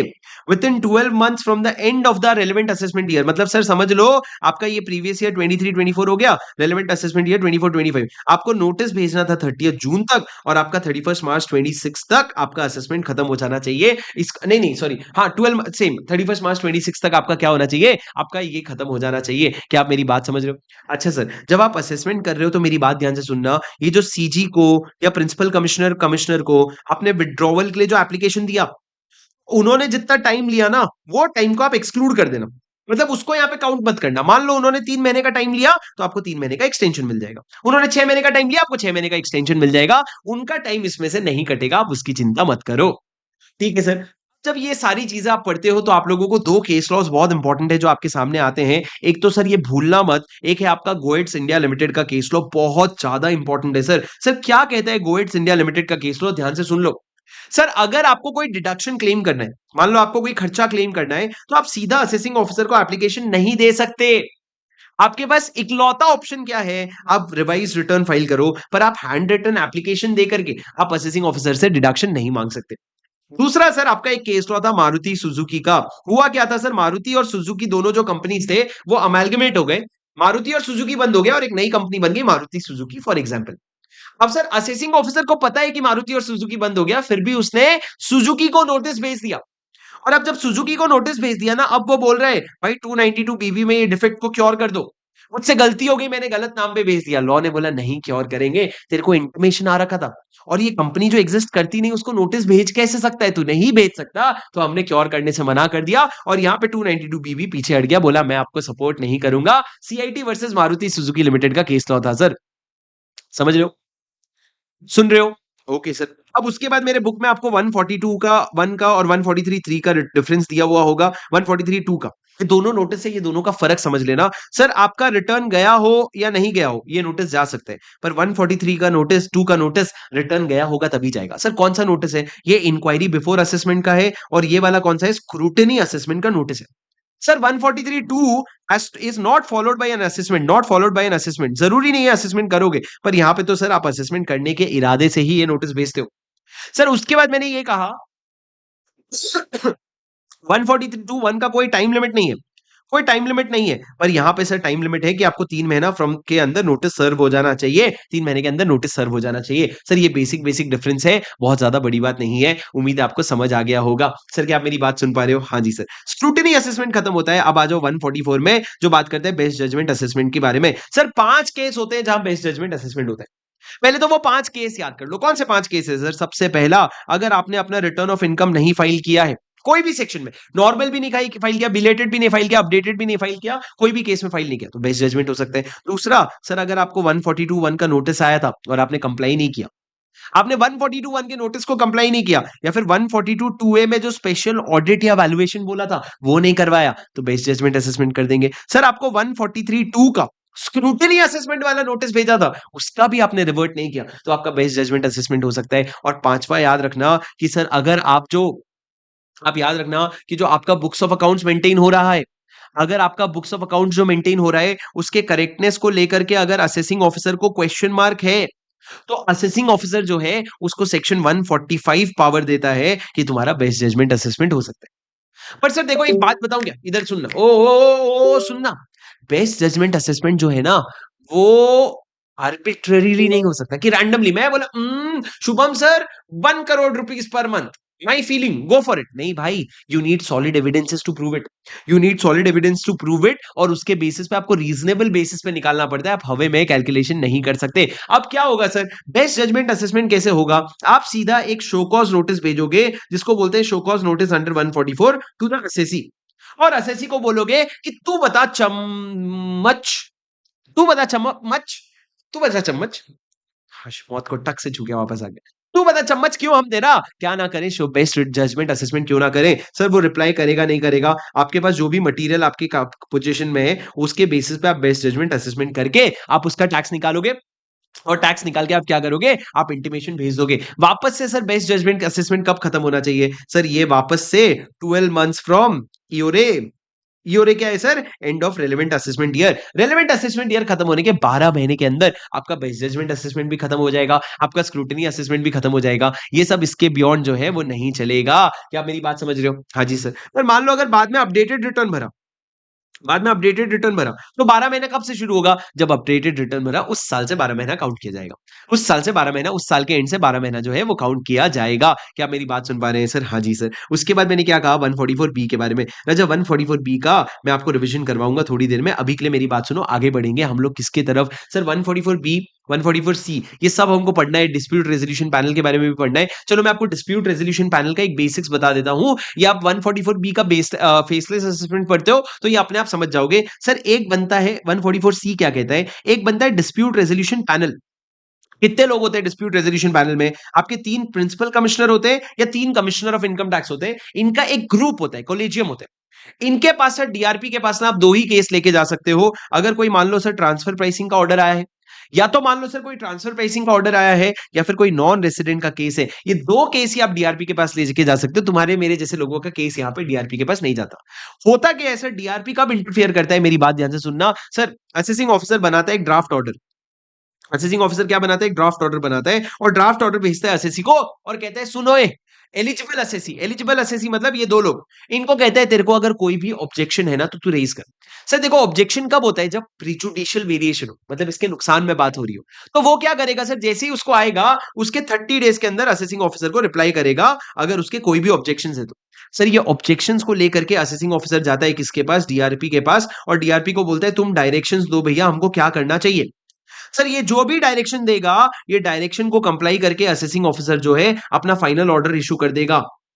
अब सर अगर फाइनल ऑर्डर इशू कर दिया ना, तो मेरी बात ध्यान से सुनना, डीआरपी बहुत सोच समझ के ही ऑर्डर करेगा, पर फिर भी अगर आपके एसएससी को ये डायरेक्शंस नहीं समझ में आए और ऑर्डर नहीं समझ में आया, तो तुम जाके अपील कर सकते हो, पर आप सीआईटी अपील्स के पास अपील्स मत करना राजा, आप सीधा आपको आईटैट के पास जाना पड़ेगा। क्योंकि क्या सीआईटी अपील्स के पास जाओगे, डीआरपी में भी तो 3 सीआईटीज या प्रिंसिपल कमिश्नर ही बैठे थे ना, तो आप सीआईटी अपील्स के पास नहीं, आप सीधा किसके पास जाना, आईटैट के पास जाना। क्या आप मेरी बात समझ पा रहे हो? हाँ सर। सवाल ये है, ये डायरेक्शंस क्या चीजों को ध्यान में रख के देगा, बहुत सारी चीजें सर, बहुत सारे एविडेंसेस, बहुत सारे मटेरियल, सामने वाले का ऑब्जेक्शन, हमारे पास के मटेरियल, सबको ध्यान रख के वो क्या देगा, अपने डायरेक्शंस देगा। ऐसे हवा में डायरेक्शंस जो है वो नहीं देगा, और डायरेक्शंस देने के लिए सर इनको टाइम लिमिट दिया गया है 9 महीने का, 9 महीने का टाइम लिमिट है जिसके अंदर उनको डायरेक्शंस देना पड़ेगा। और सुनो, डीआरपी का डायरेक्शंस कंप्लाई करना मैंडेटरी है, बाइंडिंग है असेसिंग ऑफिसर को। वो ऐसा नहीं कि अरे डीआरपी बकवास कर रहे हो तुम, अरे वो सीआईटी के लेवल के लोग हैं, तुम असेसिंग ऑफिसर हो, तुमको उनकी बात सुननी पड़ेगी, कोई ऑप्शन नहीं है। क्या आप मेरी बात समझ पा रहे हो? हाँ जी सर। ये सब होने के बाद हम आगे आ जाएंगे, आप किस पे, हम आगे आ जाएंगे इनकम एस्केपिंग असेसमेंट में। मेरी बात ध्यान से सुनना सर, बहुत मजेदार सेक्शन है और बहुत सिंप्लीफाई करके तुमको दे दूंगा अगर तुम मेरी बात सुनोगे तो। सर सबसे पहले आता है सेक्शन नंबर 147। आज तक ना ऐसा पढ़े नहीं होगे, सुने नहीं होगे, एक बार सुन लो ध्यान से। सर इनकम एस्केपिंग असेसमेंट क्या कहता है, मेरी बात ध्यान से सुनना। सुनो सर, अगर ये समझ आ जाएगा ना तो इसके बाद वीडियो को लाइक कर देना, इससे पहले नहीं मांगूंगा। अगर ये समझ आ जाएगा तो वीडियो को लाइक जरूर कर देना, ठीक है? निखिल वाधवानी, समझा? सर मेरी बात सुनो, क्या कहा मैंने 147 इनकम एस्केपिंग असेसमेंट के बारे में। सर ये इनकम एस्केपिंग असेसमेंट क्या होता है? सर अगर ऐसा लगता है कि आपका जो इनकम जिस पे टैक्स होना चाहिए था वो आपने टैक्स उस पे नहीं भरा है, या तो आपने इनकम कम दिखाया है या फिर आपने लॉसेस ज्यादा दिखा दिया है, तो आपका असेसमेंट जो है वो हो सकता है। पर इनकम एस्केपिंग असेसमेंट करने के लिए 148 ए का कंप्लायंस होना जरूरी है। 148 ए के नोटिस का कंप्लायंस होना जरूरी है। पर मेरी बात ध्यान से सुनना, मान लो सर आपने 148 ए का नोटिस भेज दिया और आपने 147 का इनकम एस्केपिंग असेसमेंट शुरू कर दिया। सर शुरू जब किया तो आगे चल करके आपको कुछ ऐसे रिकॉर्ड्स मिले, जब आपने असेसमेंट शुरू किया तो आपको आगे चल करके कुछ और अनडिस्क्लोज्ड इनकम मिले, एस्केप्ड इनकम मिले, तो उसके लिए वापस 148 ए का कंप्लायंस की जरूरत नहीं है। आप उसके कंप्लायंस के बिना भी 147 का असेसमेंट कर सकते हो। मतलब एक बार तुम्हारा इनकम एस्केपिंग असेसमेंट शुरू हो गया ना, तो जितने इनकम हमको आएंगे वो हम लपेटे में ले लेंगे। सर कब तक आपको इनकम एस्केपिंग असेसमेंट खत्म करना चाहिए? सर जब आपने, सुनो पहले, 147 का असेसमेंट करने के लिए 148 ए में होमवर्क करना पड़ता है और उसके बाद सर 148 का नोटिस इशू करना पड़ता है।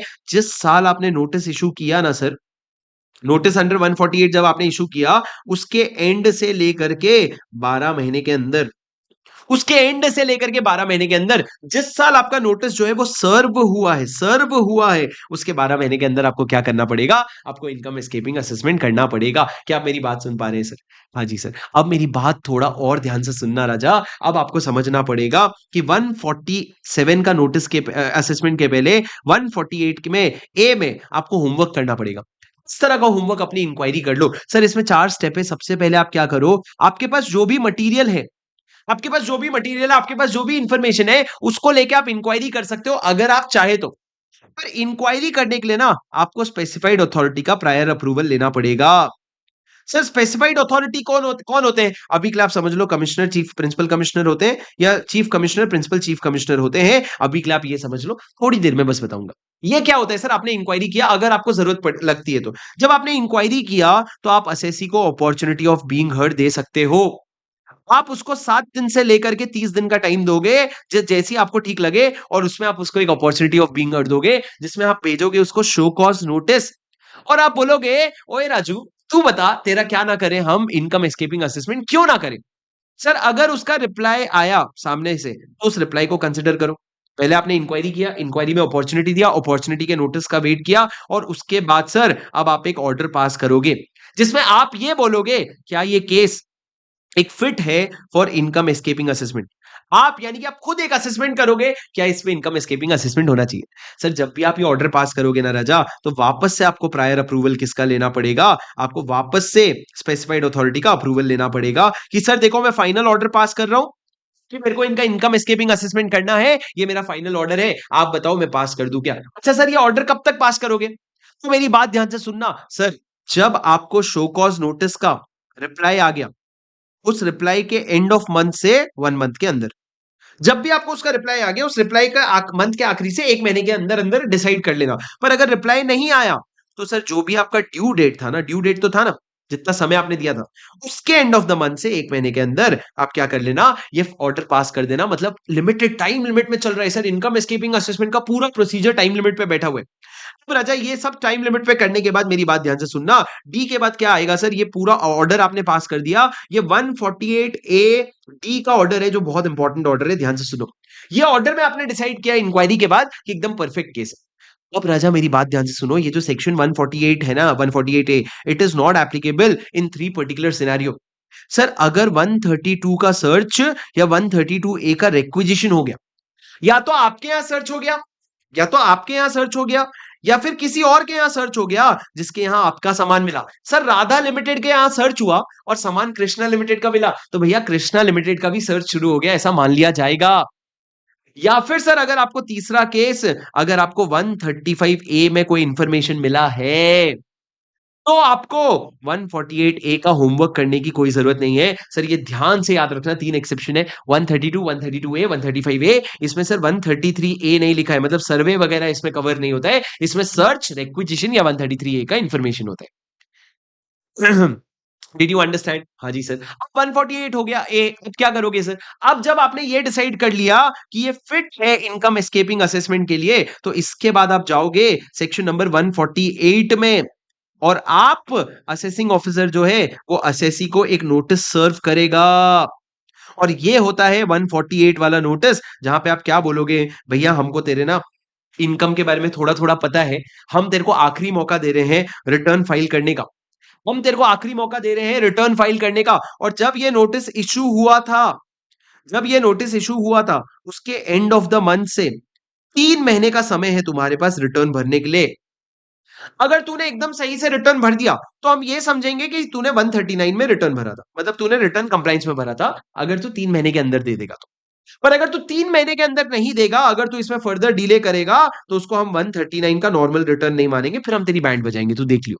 फिर हम तेरी बैंड बजाएंगे, तू देख लियो। मतलब तुम धमकी देके क्या बोल रहे हो, ओए ओए रिटर्न भर लेना। पर सर जब ये नोटिस भेज रहे हो ना, तो इसके साथ साथ 148 एडी में जहां पे तुमने ऑर्डर पास किया था, क्या कि भैया it is a fit case for income escaping assessment, उसकी भी एक कॉपी अटैच कर देना। उसकी भी क्या करना है, कॉपी अटैच कर देना। उसके बाद ही तुम उसको क्या बोलोगे, रिटर्न भरने के लिए बोलोगे। सर उसको एकदम समय पे रिटर्न भरना उसके भले में है, पर सर एक बात बताऊं क्या, ये नोटिस इशू करने के लिए भी ना दो कंडीशन है और पूरा गेम यहीं से शुरू होता है। याद करो मैंने आपको क्लास में क्या समझाया था। सर नोटिस इशू करने जब जाओगे तो कंधे पे दो जगह से लोगों ने हाथ रखा। पहले कंधे में क्या लिखा था, do you have information which suggest that income has escaped assessment, क्या आपके पास ऐसा इंफॉर्मेशन है कि इनकम एस्केप हुआ है। और दूसरे कंधे पे हाथ रखा कि क्या तूने स्पेसिफाइड अथॉरिटी का अप्रूवल ले लिया, क्या तूने स्पेसिफाइड अथॉरिटी का अप्रूवल ले लिया। सर दो जगह हाथ रख दिया, मैंने पहले इसको मारा, मैंने बोला क्या अप्रूवल अप्रूवल। अभी 148 ए में पहले इंक्वायरी करने के लिए अप्रूवल लिया, फिर ऑर्डर देने के लिए अप्रूवल लिया, फिर से अभी अप्रूवल लूं। तो उसने बोला अच्छा अच्छा ठीक है, भड़क मत, तू सुन मेरी बात। अगर तेरा अगर तेरे पास नॉट अगर तेरे पास 148 ए डी का ऑर्डर है, वो जो फाइनल ऑर्डर अप्रूवल के साथ देते हो, तो आपको स्पेसिफाइड अथॉरिटी का अप्रूवल नहीं लेना पड़ेगा।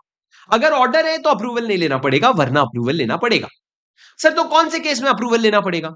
सर याद करो, 132, 132 ए, 135 ए, ये केसेस में 148 ए अप्लाई नहीं करता था। सर ये सब सेक्शंस ना बिना सेक्शन नंबर याद किए समझ ही नहीं सकते, ये सेक्शन नंबर्स आपको याद करने ही होंगे। सर एग्जाम में क्वेश्चंस आ जाते हैं सेक्शन नंबर के रेफरेंस के साथ।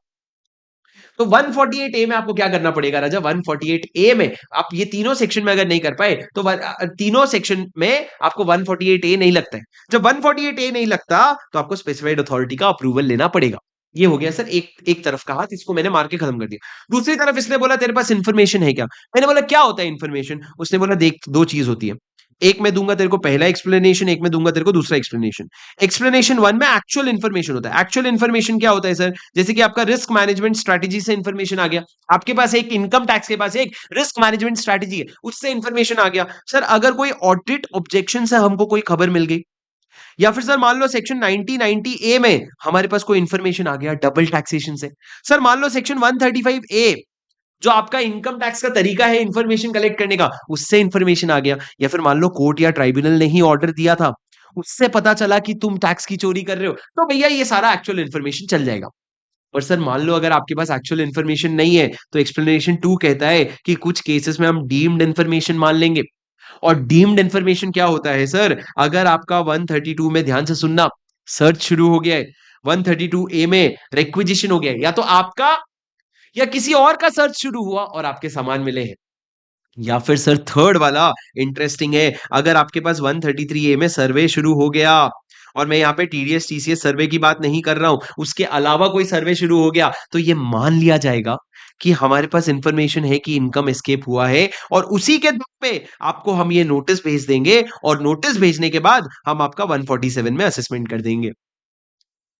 सो टू समराइज, ये लिख लो पहले,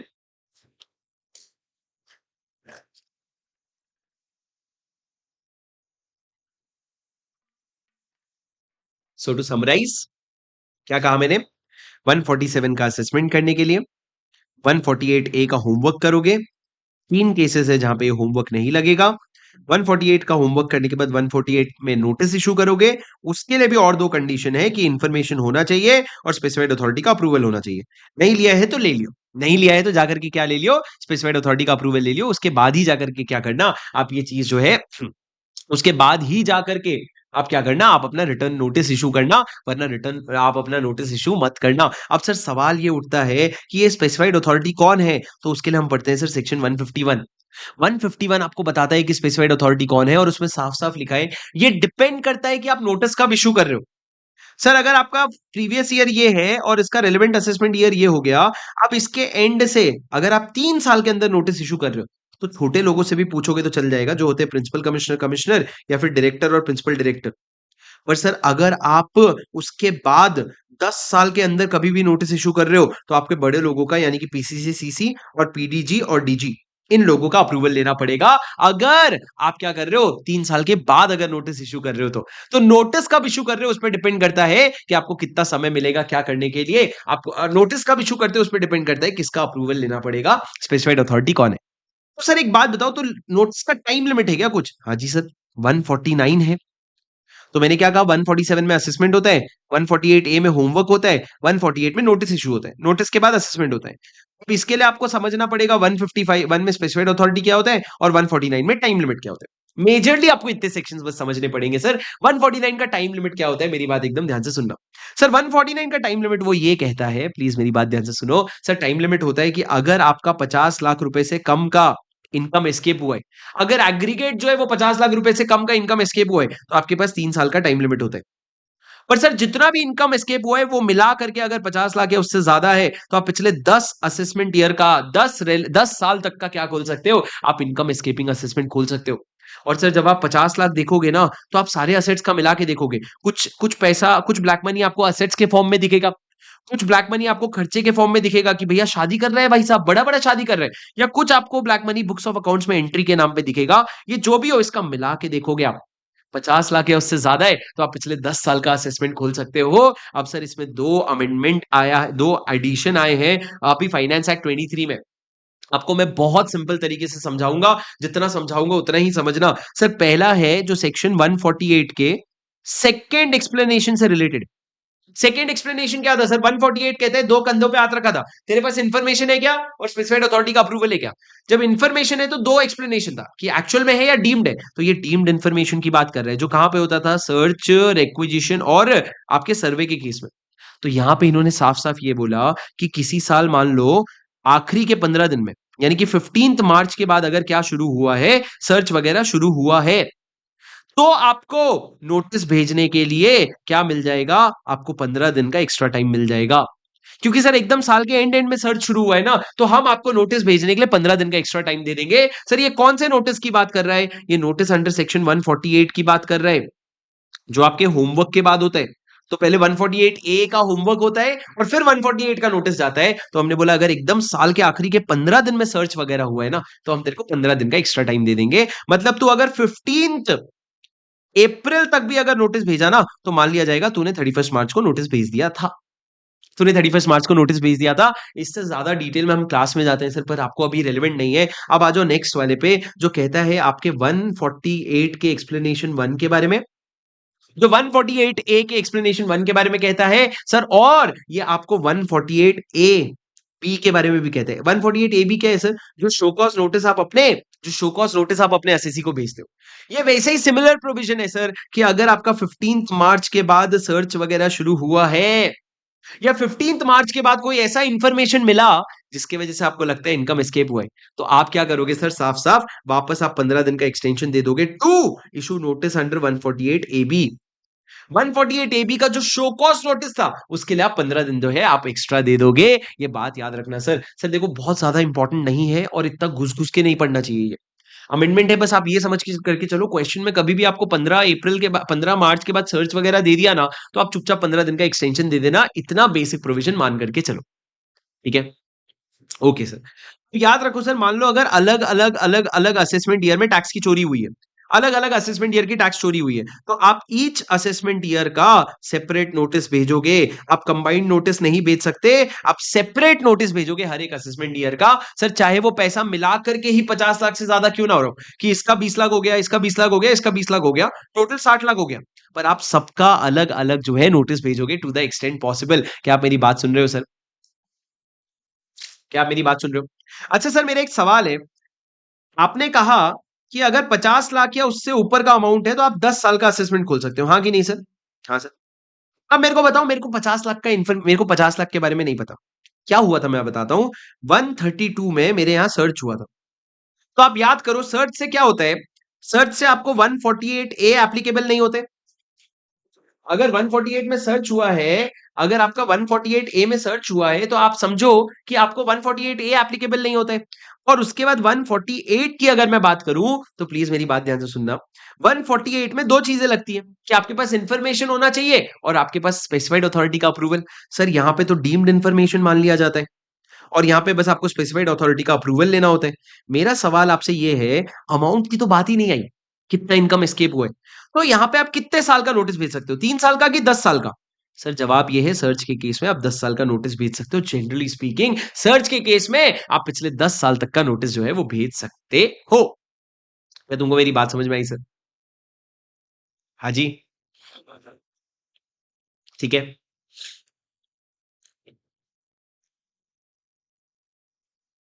सर, एक बात याद रख लो। वैसे जो आपको टाइम लिमिट्स मैंने अभी तक बताया ना, 9 महीने का कहीं हो गया, कहीं 12 महीने का हो गया, वो सब टाइम लिमिट्स जो है, अगर इस दौरान बीच में कभी सर्च वगैरह हो गया ना आपके ऊपर, तो आपको 12 महीने का फ्लैट एक्सटेंशन मिल जाता है। 12 महीने का क्या मिल जाता है? फ्लैट एक्सटेंशन मिल जाता है। जैसे मैं आपको एक सिंपल सा एग्जांपल देता हूं। 143(3) के असेसमेंट के लिए आपको रेलेवेंट असेसमेंट ईयर से 12 महीने का टाइम मिलता है। पर अगर वही इस बीच में कभी भी मान लो 132 का सर्च आ गया मेरे पे, तो मेरे को असेसमेंट के लिए 12 महीना और मिल जाएगा, मेरे को मतलब असेसिंग ऑफिसर को। क्योंकि सर्च में सर सर्च आया है मतलब बहुत सारा गोची हुआ है। सर्च आया मतलब बहुत सारा गोची हुआ है। अब सर एक छोटी सी बात याद रख लो, जब आप 12 महीने का टाइम लिमिट या 9 महीने का टाइम लिमिट गिनते हो ना, बहुत सारी चीजों को एक्सक्लूड कर देते हो। जैसे कि क्या, अगर कोर्ट ने इंजंक्शन ऑर्डर दे दिया, एक्सक्लूड क्या कर देते हो? अगर मान लो कोर्ट ने इंजंक्शन ऑर्डर दे दिया, इंजंक्शन ऑर्डर मतलब स्टे ऑर्डर, कि भैया रुक जा तू, अभी प्रोसीडिंग मत कर, तो आप उसको एक्सक्लूड कर देते हो। सर मान लो आपका सक्सेशन का केस है, कि आपका एक इनकम टैक्स अथॉरिटी गया, नया वाला आया, और नया वाला ने वापस से अगेन अपॉर्चुनिटी ऑफ बीइंग हट दिया, दोबारा अगर अपॉर्चुनिटी ऑफ बीइंग हट दिया, तो भी भैया आप क्या करोगे? वो टाइम हटा दोगे। सर अगर आपने स्पेशल ऑडिट करवाया या वैल्यूएशन करवाया, तो उसके लिए जो 180 दिन मिलते हैं वो हटा दोगे। सर अगर आपने वैल्यूएशन ऑफिसर को रेफर किया, उसने जो टाइम लिया 6 महीने का, वो हटा दोगे। तो सर जो भी आपका एक्स्ट्रा चीज आपको करनी पड़ती है, जिसमें आप नहीं सामने वाला टाइम ले रहे हैं, उसको आप यूजुअली क्या करोगे सर? अपने टाइम लिमिट से हटा दोगे। बस सर सेक्शंस खत्म होने आए। अब सर आ जाओ 154 में। 154 बात करते हैं, सुनो 144 बी का ना मैं आपको रिवीजन ऑडियो दूंगा। वो रिवीजन ऑडियो आप सुन करके आप उसको रिवाइज कर लेना, आपका काम हो जाएगा। स्क्रिबल आप लोगों ने क्लास में कर लिया है। अभी के लिए सर ये समझो 154 किसकी बात करता है? रेक्टिफिकेशन ऑफ मिस्टेक की। बहुत सिंपल है सर, बहुत सिंपल है। अगर आपने कोई असेसिंग ऑफिसर ने कोई ऑर्डर पास किया, and there is a mistake apparent from record, MAFR, बोलो एक बार क्या है sir? MAFR, mistake apparent from record है।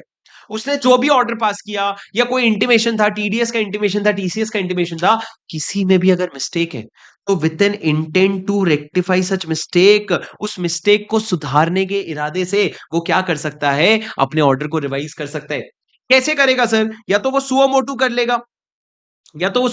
लेगा, या कंसर्न पर्सन एप्लीकेशन देगा, कि सर आप जो है वो उसको रिवीजन कर दो प्लीज, क्योंकि आपके ऑर्डर में गलती हो गई है। पर सर ये रिवीजन कब तक हो सकता है? जिस साल आपने ऑर्डर पास किया है, उस साल के एंड से लेकर के 4 साल के अंदर क्या हो सकता है? रिवीजन हो सकता है, रेक्टिफिकेशन हो सकता है। 4 साल के अंदर रेक्टिफिकेशन हो सकता है। तो सुओ मोटू तुम 4 साल के अंदर कर सकते हो, एप्लीकेशन भी 4 साल के अंदर कर सकते हो। लेकिन एक बात याद रखना सर, अगर आपको एप्लीकेशन आया है, तो एप्लीकेशन का जो एंड ऑफ मंथ है, उसके 6 महीने के अंदर ऑर्डर पास कर देना।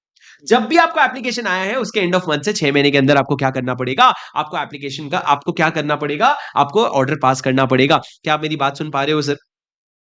हाँ जी। हाँ जी सर। अब मेरी बात सुनो सर, अगर मान लो ऑर्डर पास हुआ था 15 अगस्त 2023 को, तो मेरे को बताओ कब तक रेक्टिफाई कर सकते हैं? एंड ऑफ ईयर हो गया 31 मार्च 24, 25, 26, 27, 28, 31 मार्च 28 तक रेक्टिफाई कर सकते हो। पर सर समझो आपको 14 फरवरी 2028 को आपको एसएससी ने क्या किया, एप्लीकेशन दिया कि भैया मिस्टेक अपेरेंट फ्रॉम रिकॉर्ड है। तो भैया अब तुम्हारे पास कितना महीने का समय है? 6 महीने का समय। पर भैया टाइमलाइन तो 31 मार्च तक का है, तो तुम पूरी जान लगा दो इतने समय में ऑर्डर पास करने के लिए। पर सर मान लो अगर इतने समय में ऑर्डर पास नहीं कर सके, तो एक बात याद रखना, आप उसके बाद भी आप अपना रेक्टिफिकेशन कर सकते हो, but it has to be only in favour of assessee. आप असेसी के अगेंस्ट में 4 साल के बाद कोई भी रेक्टिफिकेशन नहीं कर सकते। फेवर में इसलिए करोगे क्योंकि उसने समय के पहले एप्लीकेशन दे दिया था। तो इस बेसिक बात को जो है ये ध्यान रखना। अब सर एक बात समझो, कभी कभी क्या होता है, ऑर्डर होता है इतना बड़ा, ऑर्डर में क्या है, इस चीज को लेकर के रेक्टिफिकेशन की बात चल रही है। इस चीज को क्या चल रही है, रेक्टिफिकेशन की बात। मेरा सवाल ये है, अगर इस ऑर्डर में इस आइटम को लेकर के तुम अपील में चले गए हो या रिविजन में चले गए हो, क्या इस आइटम को लेकर के क्या इस आइटम को लेकर के 154 में रेक्टिफिकेशन हो सकता है? The answer is yes, there is something called as doctrine of partial merger, DPM. Doctrine of partial merger जो कहता है कि राजा पूरा ऑर्डर अपील में नहीं गया है, एक पोर्शन अपील में गया है, तो बाकी अभी भी फ्री है। तो आप क्या कर सकते हो, आप यहाँ पे रेक्टिफिकेशन कर सकते हो अंडर सेक्शन 154। क्या आप मेरी बात समझ पा रहे हो? Are you able to hear me? Are you able to hear me? बोलो यस और नो सर। बोलो यस और नो सर, हाँ कि नहीं सर, यस और नो सर, हाँ कि नहीं सर, यस और नो सर।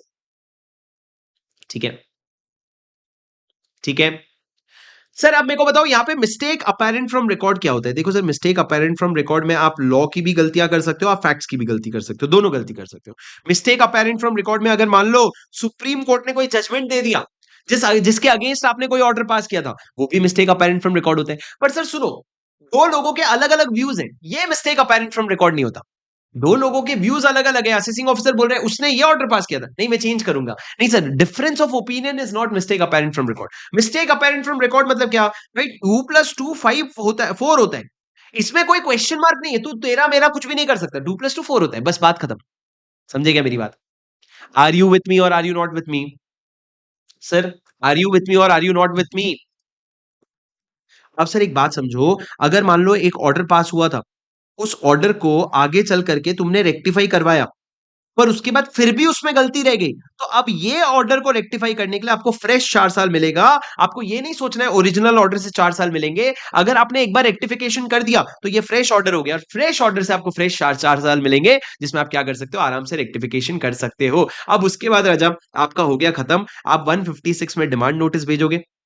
डिमांड नोटिस मतलब जब भी आपका असेसमेंट खत्म हो गया, आप एक असेसमेंट ऑर्डर भेजोगे और बोलोगे चिट्ठी आई है पैसा दे दे। सर जब भी आपको डिमांड नोटिस आएगा, तो मेरी बात ध्यान से सुनना, सर डिमांड नोटिस के कितने दिन के अंदर पे करोगे बताओ जरा? डिमांड नोटिस के कितने दिन के अंदर आपको पेमेंट करना होगा, गैस करो तुम लोग भैया। सर जो ऊपर आप लोग इतने सारे इंटीमेशन भेजते हो ना, तो वो भी डिमांड नोटिस होता है। मेरे को बताओ डिमांड नोटिस कितने दिन के अंदर पे करना होता है, कोई बता सकता है? हाँ जी। सर डिमांड नोटिस जो है वो आपको सिर्फ मात्र, कुछ तो बोलो, मुंह तो खोलो निखिल। डिमांड नोटिस आपको 30 डेज के अंदर पे करना होता है सर, 30 डेज से आपको ज्यादा टाइम नहीं मिलेगा। सर ये डिमांड नोटिस का पॉइंट हो गया। अब राजा जाते जाते एक 159 सेक्शन सुनते चले जाओ, एक बात करता है लीगल रिप्रेजेंटेटिव के बारे में। लीगल रिप्रेजेंटेटिव क्या कहता है सर, मेरी बात ध्यान से सुनना। सर ये कहता है कि अगर किसी पर्सन की डेथ हो जाती है, तो उसकी जो भी टैक्स लाइबिलिटी थी ना, वो उसके लीगल रिप्रेजेंटेटिव पे आ जाती है। सर वो रिटर्न ऑफ इनकम फाइल करने के लिए रिस्पॉन्सिबल है, टैक्स भरने के लिए रिस्पॉन्सिबल है, और पर एक ही शर्त है, जितना उसको जायदाद मिली है, जितना उसको स्टेट मिला है, उतने तक ही लायबल है। मतलब मान लो इसकी लाइबिलिटी थी 70 लाख का, पर इसके बच्चे को मिला 50 लाख रुपए का असेट, बाकी 20 लाख मिला ही नहीं, तो भैया ये 50 लाख तुमको देने पड़ेंगे, ऊपर के 20 लाख तुमको अपने जेब से देने की कोई जरूरत नहीं है। पर सर इसको अगर तुम जेल में डाल सकते थे ना, इसको जेल में नहीं डाल सकते, प्रोसिक्यूशन इसके अगेंस्ट इनिशिएट नहीं हो सकता, पर आपको टैक्स भरने के लिए तो आप लायबल हो ही। क्या आपको मेरी बात समझ में आई राजा? अरे डिड यू अंडरस्टैंड और did you not understand? Yes sir, ये पूरा का पूरा सेक्शन है, मेरा मन नहीं मानेगा, मैं आपको जाते जाते डिस्प्यूट रेजोल्यूशन भी वो 144 बी भी बता देता हूँ।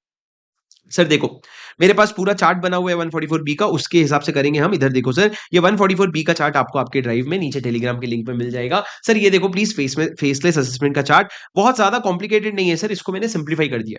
सर मैंने आपसे क्या कहा था, पहले फेसलेस असेसमेंट का हायरार्की समझ लो। पहला एक नेशनल फेसलेस असेसमेंट सेंटर है, जो नेशनल लेवल पे एक है। उसके अलावा सर आपके रीजनल फेसलेस असेसमेंट सेंटर है, और उसके अलावा 4 यूनिट्स होते हैं। हर असेसमेंट सेंटर में 4 यूनिट होते हैं, verification unit, review unit, assessment unit, technical unit.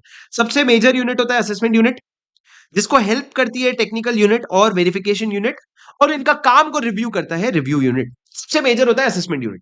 अब सर समझो कि यहाँ पे एनएफएसी में कौन बैठता है, कितने भयंकर बड़े लोग, मतलब बड़े लोगों में ताऊजी जो है, प्रिंसिपल कमिश्नर, चीफ कमिश्नर और प्रिंसिपल डायरेक्टर जनरल, वो लोगों के लेवल के लोग बैठते हैं। और यहाँ पे कौन बैठता है, असेसिंग ऑफिसर के लोग।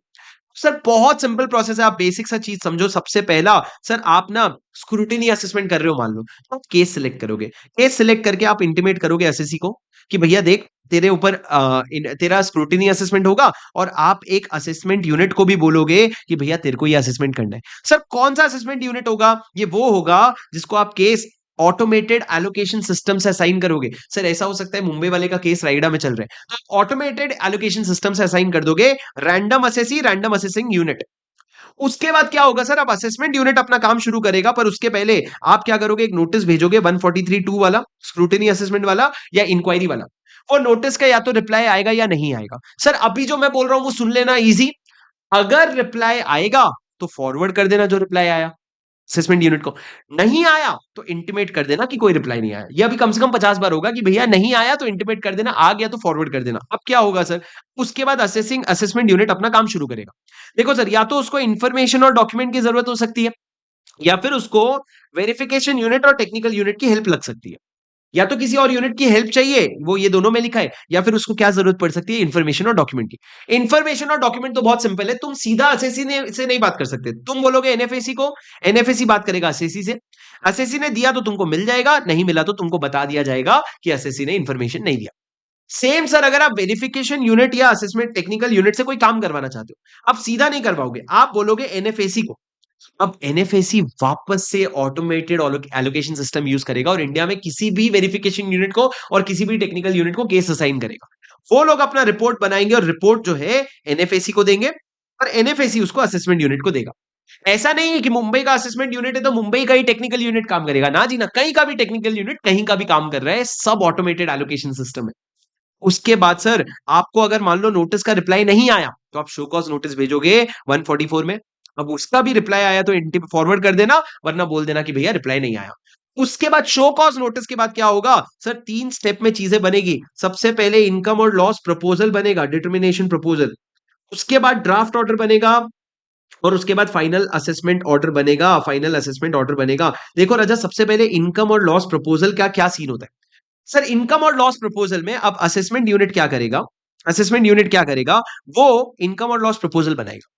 वो देखेगा सर, जो मैं प्रपोजल बना रहा हूं, क्या वो सामने वाले के लिए प्रेजुडिशियल नहीं है कि है, सामने वाले का उससे नुकसान हो रहा है कि नहीं हो रहा है। सर देखो, नुकसान अगर नहीं हो रहा है तो भैया तुम उसको एनएफएसी को भेज दो, तुमको कुछ करने की जरूरत नहीं, तुम सीधा एनएफएसी को भेज दो, तुमको शो कॉज नोटिस देने की जरूरत नहीं है। पर अगर प्रिजुडिशियल वेरिएशन है तो तुम एनएफएसी को बोलो, और एक शो कॉज नोटिस इशू होगा कि देख भाई, तू नोटिस का जवाब नहीं दे रहा है, तो हम असेसमेंट कर रहे हैं, हम नहीं चाहते बाद में लिटिगेशन हो, तो हम तेरे को बोल रहे हैं, तेरे को कुछ बोलना है तो तू अभी बोल ले। सर इस स्टेज पे एसएससी वीडियो कॉन्फ्रेंसिंग रिक्वेस्ट कर सकता है। पर सर देखो, अगर रिप्लाई आया तो फॉरवर्ड कर देंगे, नहीं आया तो इंटीमेट कर देंगे, और अब हो गया असेसमेंट यूनिट का काम। रिप्लाई आया तो आप उसको कंसिडर करना, और उसके बेसिस पे जो भी फाइनल बना आप एनएफएसी को फॉरवर्ड कर देना। इस स्टेप में एक ही चीज हुई, असेसमेंट यूनिट ने अपना इनकम और लॉस प्रपोजल जो है वो किसको फॉरवर्ड किया, एनएफएसी को। अगर सर देखो उसमें प्रिजुडिशियल वेरिएशन था तो उसने पूछ लिया, और अगर नहीं था तो उसने ऐसे ही फॉरवर्ड कर दिया, पर उतना ही हुआ है। तो एनएफएसी क्या करेगा सर, इनकम और लॉस प्रपोजल का, एनएफएसी उस प्रपोजल को प्रोसेस करेगा, मतलब वो चेक करेगा सीबीडीटी का सारा कंप्लायंस हो रहा है कि नहीं। उसको अगर जरूरत पड़ेगी तो वो रिव्यू यूनिट से रिव्यू करवाएगा, रिव्यू यूनिट को बोलेगा जाओ तो जरा असेसमेंट यूनिट के काम को रिव्यू करो। अगर उसको नहीं लगता रिव्यू करना है तो वो अप्रूव कर देगा, वो बोलेगा चलो हो गया, ड्राफ्ट ऑर्डर भेजो। पर अगर उसको लगता है नहीं भाई रिव्यू करवाना है, तो वो रिव्यू करवाएगा, रिव्यू का रिपोर्ट लेगा। रिपोर्ट लेने के बाद एनएफएसी असेसमेंट यूनिट को भेजेगा। असेसमेंट यूनिट या तो रिपोर्ट को एक्सेप्ट करके चेंजेस करेगा, या नहीं अगर एक्सेप्ट कर रहे हैं तो उसके रीजंस रिकॉर्ड करेगा, और जो भी है अब उसके बाद वो क्या बनाएगा, एक ड्राफ्ट ऑर्डर बनाएगा। और ये ड्राफ्ट ऑर्डर अब किसके पास आ गया, एनएफएसी के पास। तो सर असेसमेंट यूनिट ने पहले क्या भेजा, प्रपोजल भेजा, अगर वेरिएशन था तो पूछ के भेजा, प्रपोजल का रिव्यू अगर करवाना था तो रिव्यू हुआ, और रिव्यू के बाद आपका अब ड्राफ्ट ऑर्डर बन गया है। अब ड्राफ्ट ऑर्डर में क्या होगा सर, वो जो dispute resolution commission, dispute resolution panel था ना, वैसा प्रोसेस अब होगा। अब ड्राफ्ट ऑर्डर में आप देखो एलिजिबल एसएससी है क्या। सर एलिजिबल एसएससी कौन होता है, उसके ऊपर जिसके ऊपर ट्रांसफर प्राइसिंग ऑर्डर पास हुआ है। या फिर एलिजिबल एसएसी वो होता है, मेरी बात ध्यान से सुनना, या तो वो जिसके ऊपर ट्रांसफर प्राइसिंग ऑर्डर पास हुआ है, या वो जिसका जो एनआर है। सर अगर एलिजिबल एसएसी है तो अब आप ये देखो प्रिजुडिशियल कर रहे हो, गलत कर रहे हो, प्रिजुडिशियल वेरिएशन हो रहा है कि नहीं हो रहा है? अगर नहीं हो रहा है तो घंटा फर्क नहीं पड़ता। सर अगर प्रिजुडिशियल वेरिएशन नहीं है या फिर नॉर्मल एसएसी है तो कुछ नहीं भैया, जो ड्राफ्ट ऑर्डर है उसका फाइनल असेसमेंट ऑर्डर बनाओ और पेनल्टी प्रोसीडिंग शुरू कर दो, आगे बढ़ो, बहुत हो गया, ड्राफ्ट ऑर्डर का फाइनल ऑर्डर बना लो। पर अगर एलिजिबल एसएससी है तो एक बार और अपॉर्चुनिटी ऑफ बीइंग हर्ड देना पड़ेगा, डीआरपी को इन्वॉल्व करना पड़ेगा। तो यहां पे असेसमेंट यूनिट जाएगा एनएफएसी के पास, बोलेगा ये ड्राफ्ट ऑर्डर फॉरवर्ड कर एसएससी को। एसएससी अपना ऑब्जेक्शन फाइल करेगा या तो बोलेगा मैं एक्सेप्ट करता हूं, एक्सेप्ट करता है तो बात खत्म, आगे बढ़ो। पर अगर ऑब्जेक्शन फाइल करता है तो आप डीआरपी को ऑब्जेक्शन भेजो और डीआरपी का डायरेक्शंस मंगवाओ। उस डायरेक्शंस के बेसिस पे असेसमेंट यूनिट अपना ऑर्डर पास करेगा और वो ऑर्डर के बेसिस पे फाइनल असेसमेंट ऑर्डर बनेगा। मतलब इस पूरे प्रोसेस में आप असेसमेंट यूनिट जो है वो फाइनल असेसमेंट ऑर्डर किसको भेज रहा है? एनएफएसी को। पर अगर एलिजिबल असेसी है तो आप एक बार डीआरपी को इन्वॉल्व कर रहे हो, फिर एनएफएसी के पास जा रहे हो ताकि लिटिगेशंस कम हो जाए सर। उसके बाद राजा बस खत्म, अब एनएफएसी फाइनल ऑर्डर देगा और डिमांड नोटिस देके पैसा लेना शुरू कर देगा। और जितना भी पूरा रिकॉर्ड्स हुआ है ये सब का, अब ये किसके पास जाएगा सर? अब ये असेसिंग ऑफिसर के पास जाएगा जिसका जुरिस्डिक्शन है। फाइनली उस असेसिंग ऑफिसर को पता चलेगा कि अच्छा ये पूरा रिकॉर्ड्स है और उसको इन्वेस्टिगेशन के बारे में पता चलेगा। सर सिमिलरली आपका असेसमेंट यूनिट का होता है और बस खत्म हो गया। यहाँ पे छोटी-छोटी ये पढ़ने की जरूरत नहीं है आपको। आप ये बस लास्ट में जो अदर रिलेवेंट पॉइंट्स है ये देख लेना कि भैया देखो सारा इलेक्ट्रॉनिक कम्युनिकेशन होगा, सीधा-सीधा कोई बात नहीं करेगा। डिजिटल सिग्नेचर यूज करके सारी चीजें होगी और कुछ बीच में आप पर्सनल हियरिंग रिक्वेस्ट कर सकते हो कि मेरे को वीडियो कॉन्फ्रेंसिंग चाहिए। तो वीडियो कॉन्फ्रेंसिंग के लिए इनकम टैक्स डिपार्टमेंट अलग-अलग सेंटर्स बनाएगा।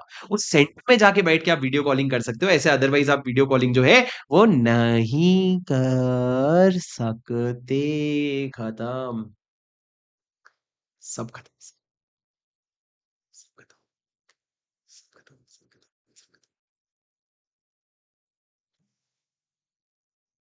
सुनो सर, मेहनत लगती है चीज़ों को करने के लिए। 3 बार, 4 बार, 5 बार, 6 बार जितनी बार भी करना पड़े मेहनत लगती है करने के लिए। आज हमने सिर्फ रिविज़न सेशन में हम लोगों ने कितना लिखा देखो।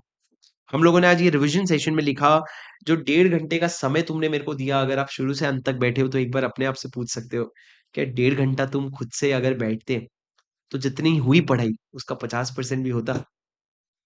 जितनी पढ़ाई करी उसका 50% भी होता? नहीं होता राजा। So that is why whenever you sit down to watch a revision video, make sure that you watch it till the and.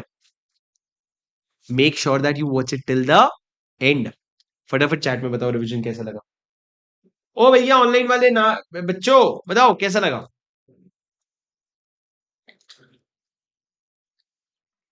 थोड़ा सा कॉन्फिडेंस आया अब इस चैप्टर में?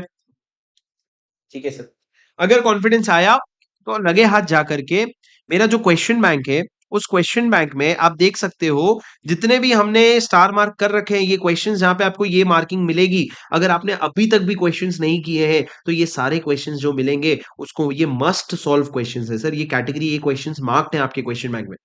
तो इसको प्लीज जाकर के जो है पूरा पूरा आज सॉल्व कर लेना ताकि आपको इस चैप्टर में पूरा होल्ड आ जाए। ठीक है, मैं मिलूंगा आपसे अगले रिवीजन में। अगर आपको वीडियो पसंद आए तो वीडियो को लाइक जरूर कर देना, कमेंट पे जरूर बता देना, because always remember that your appreciation is my motivation and that is what keeps me going. ठीक है, चलो guys that's it for today. I will see you in the next session. Until then please take care, study well and keep going. This is your C buddy Shubham Singal signing off. Bye bye.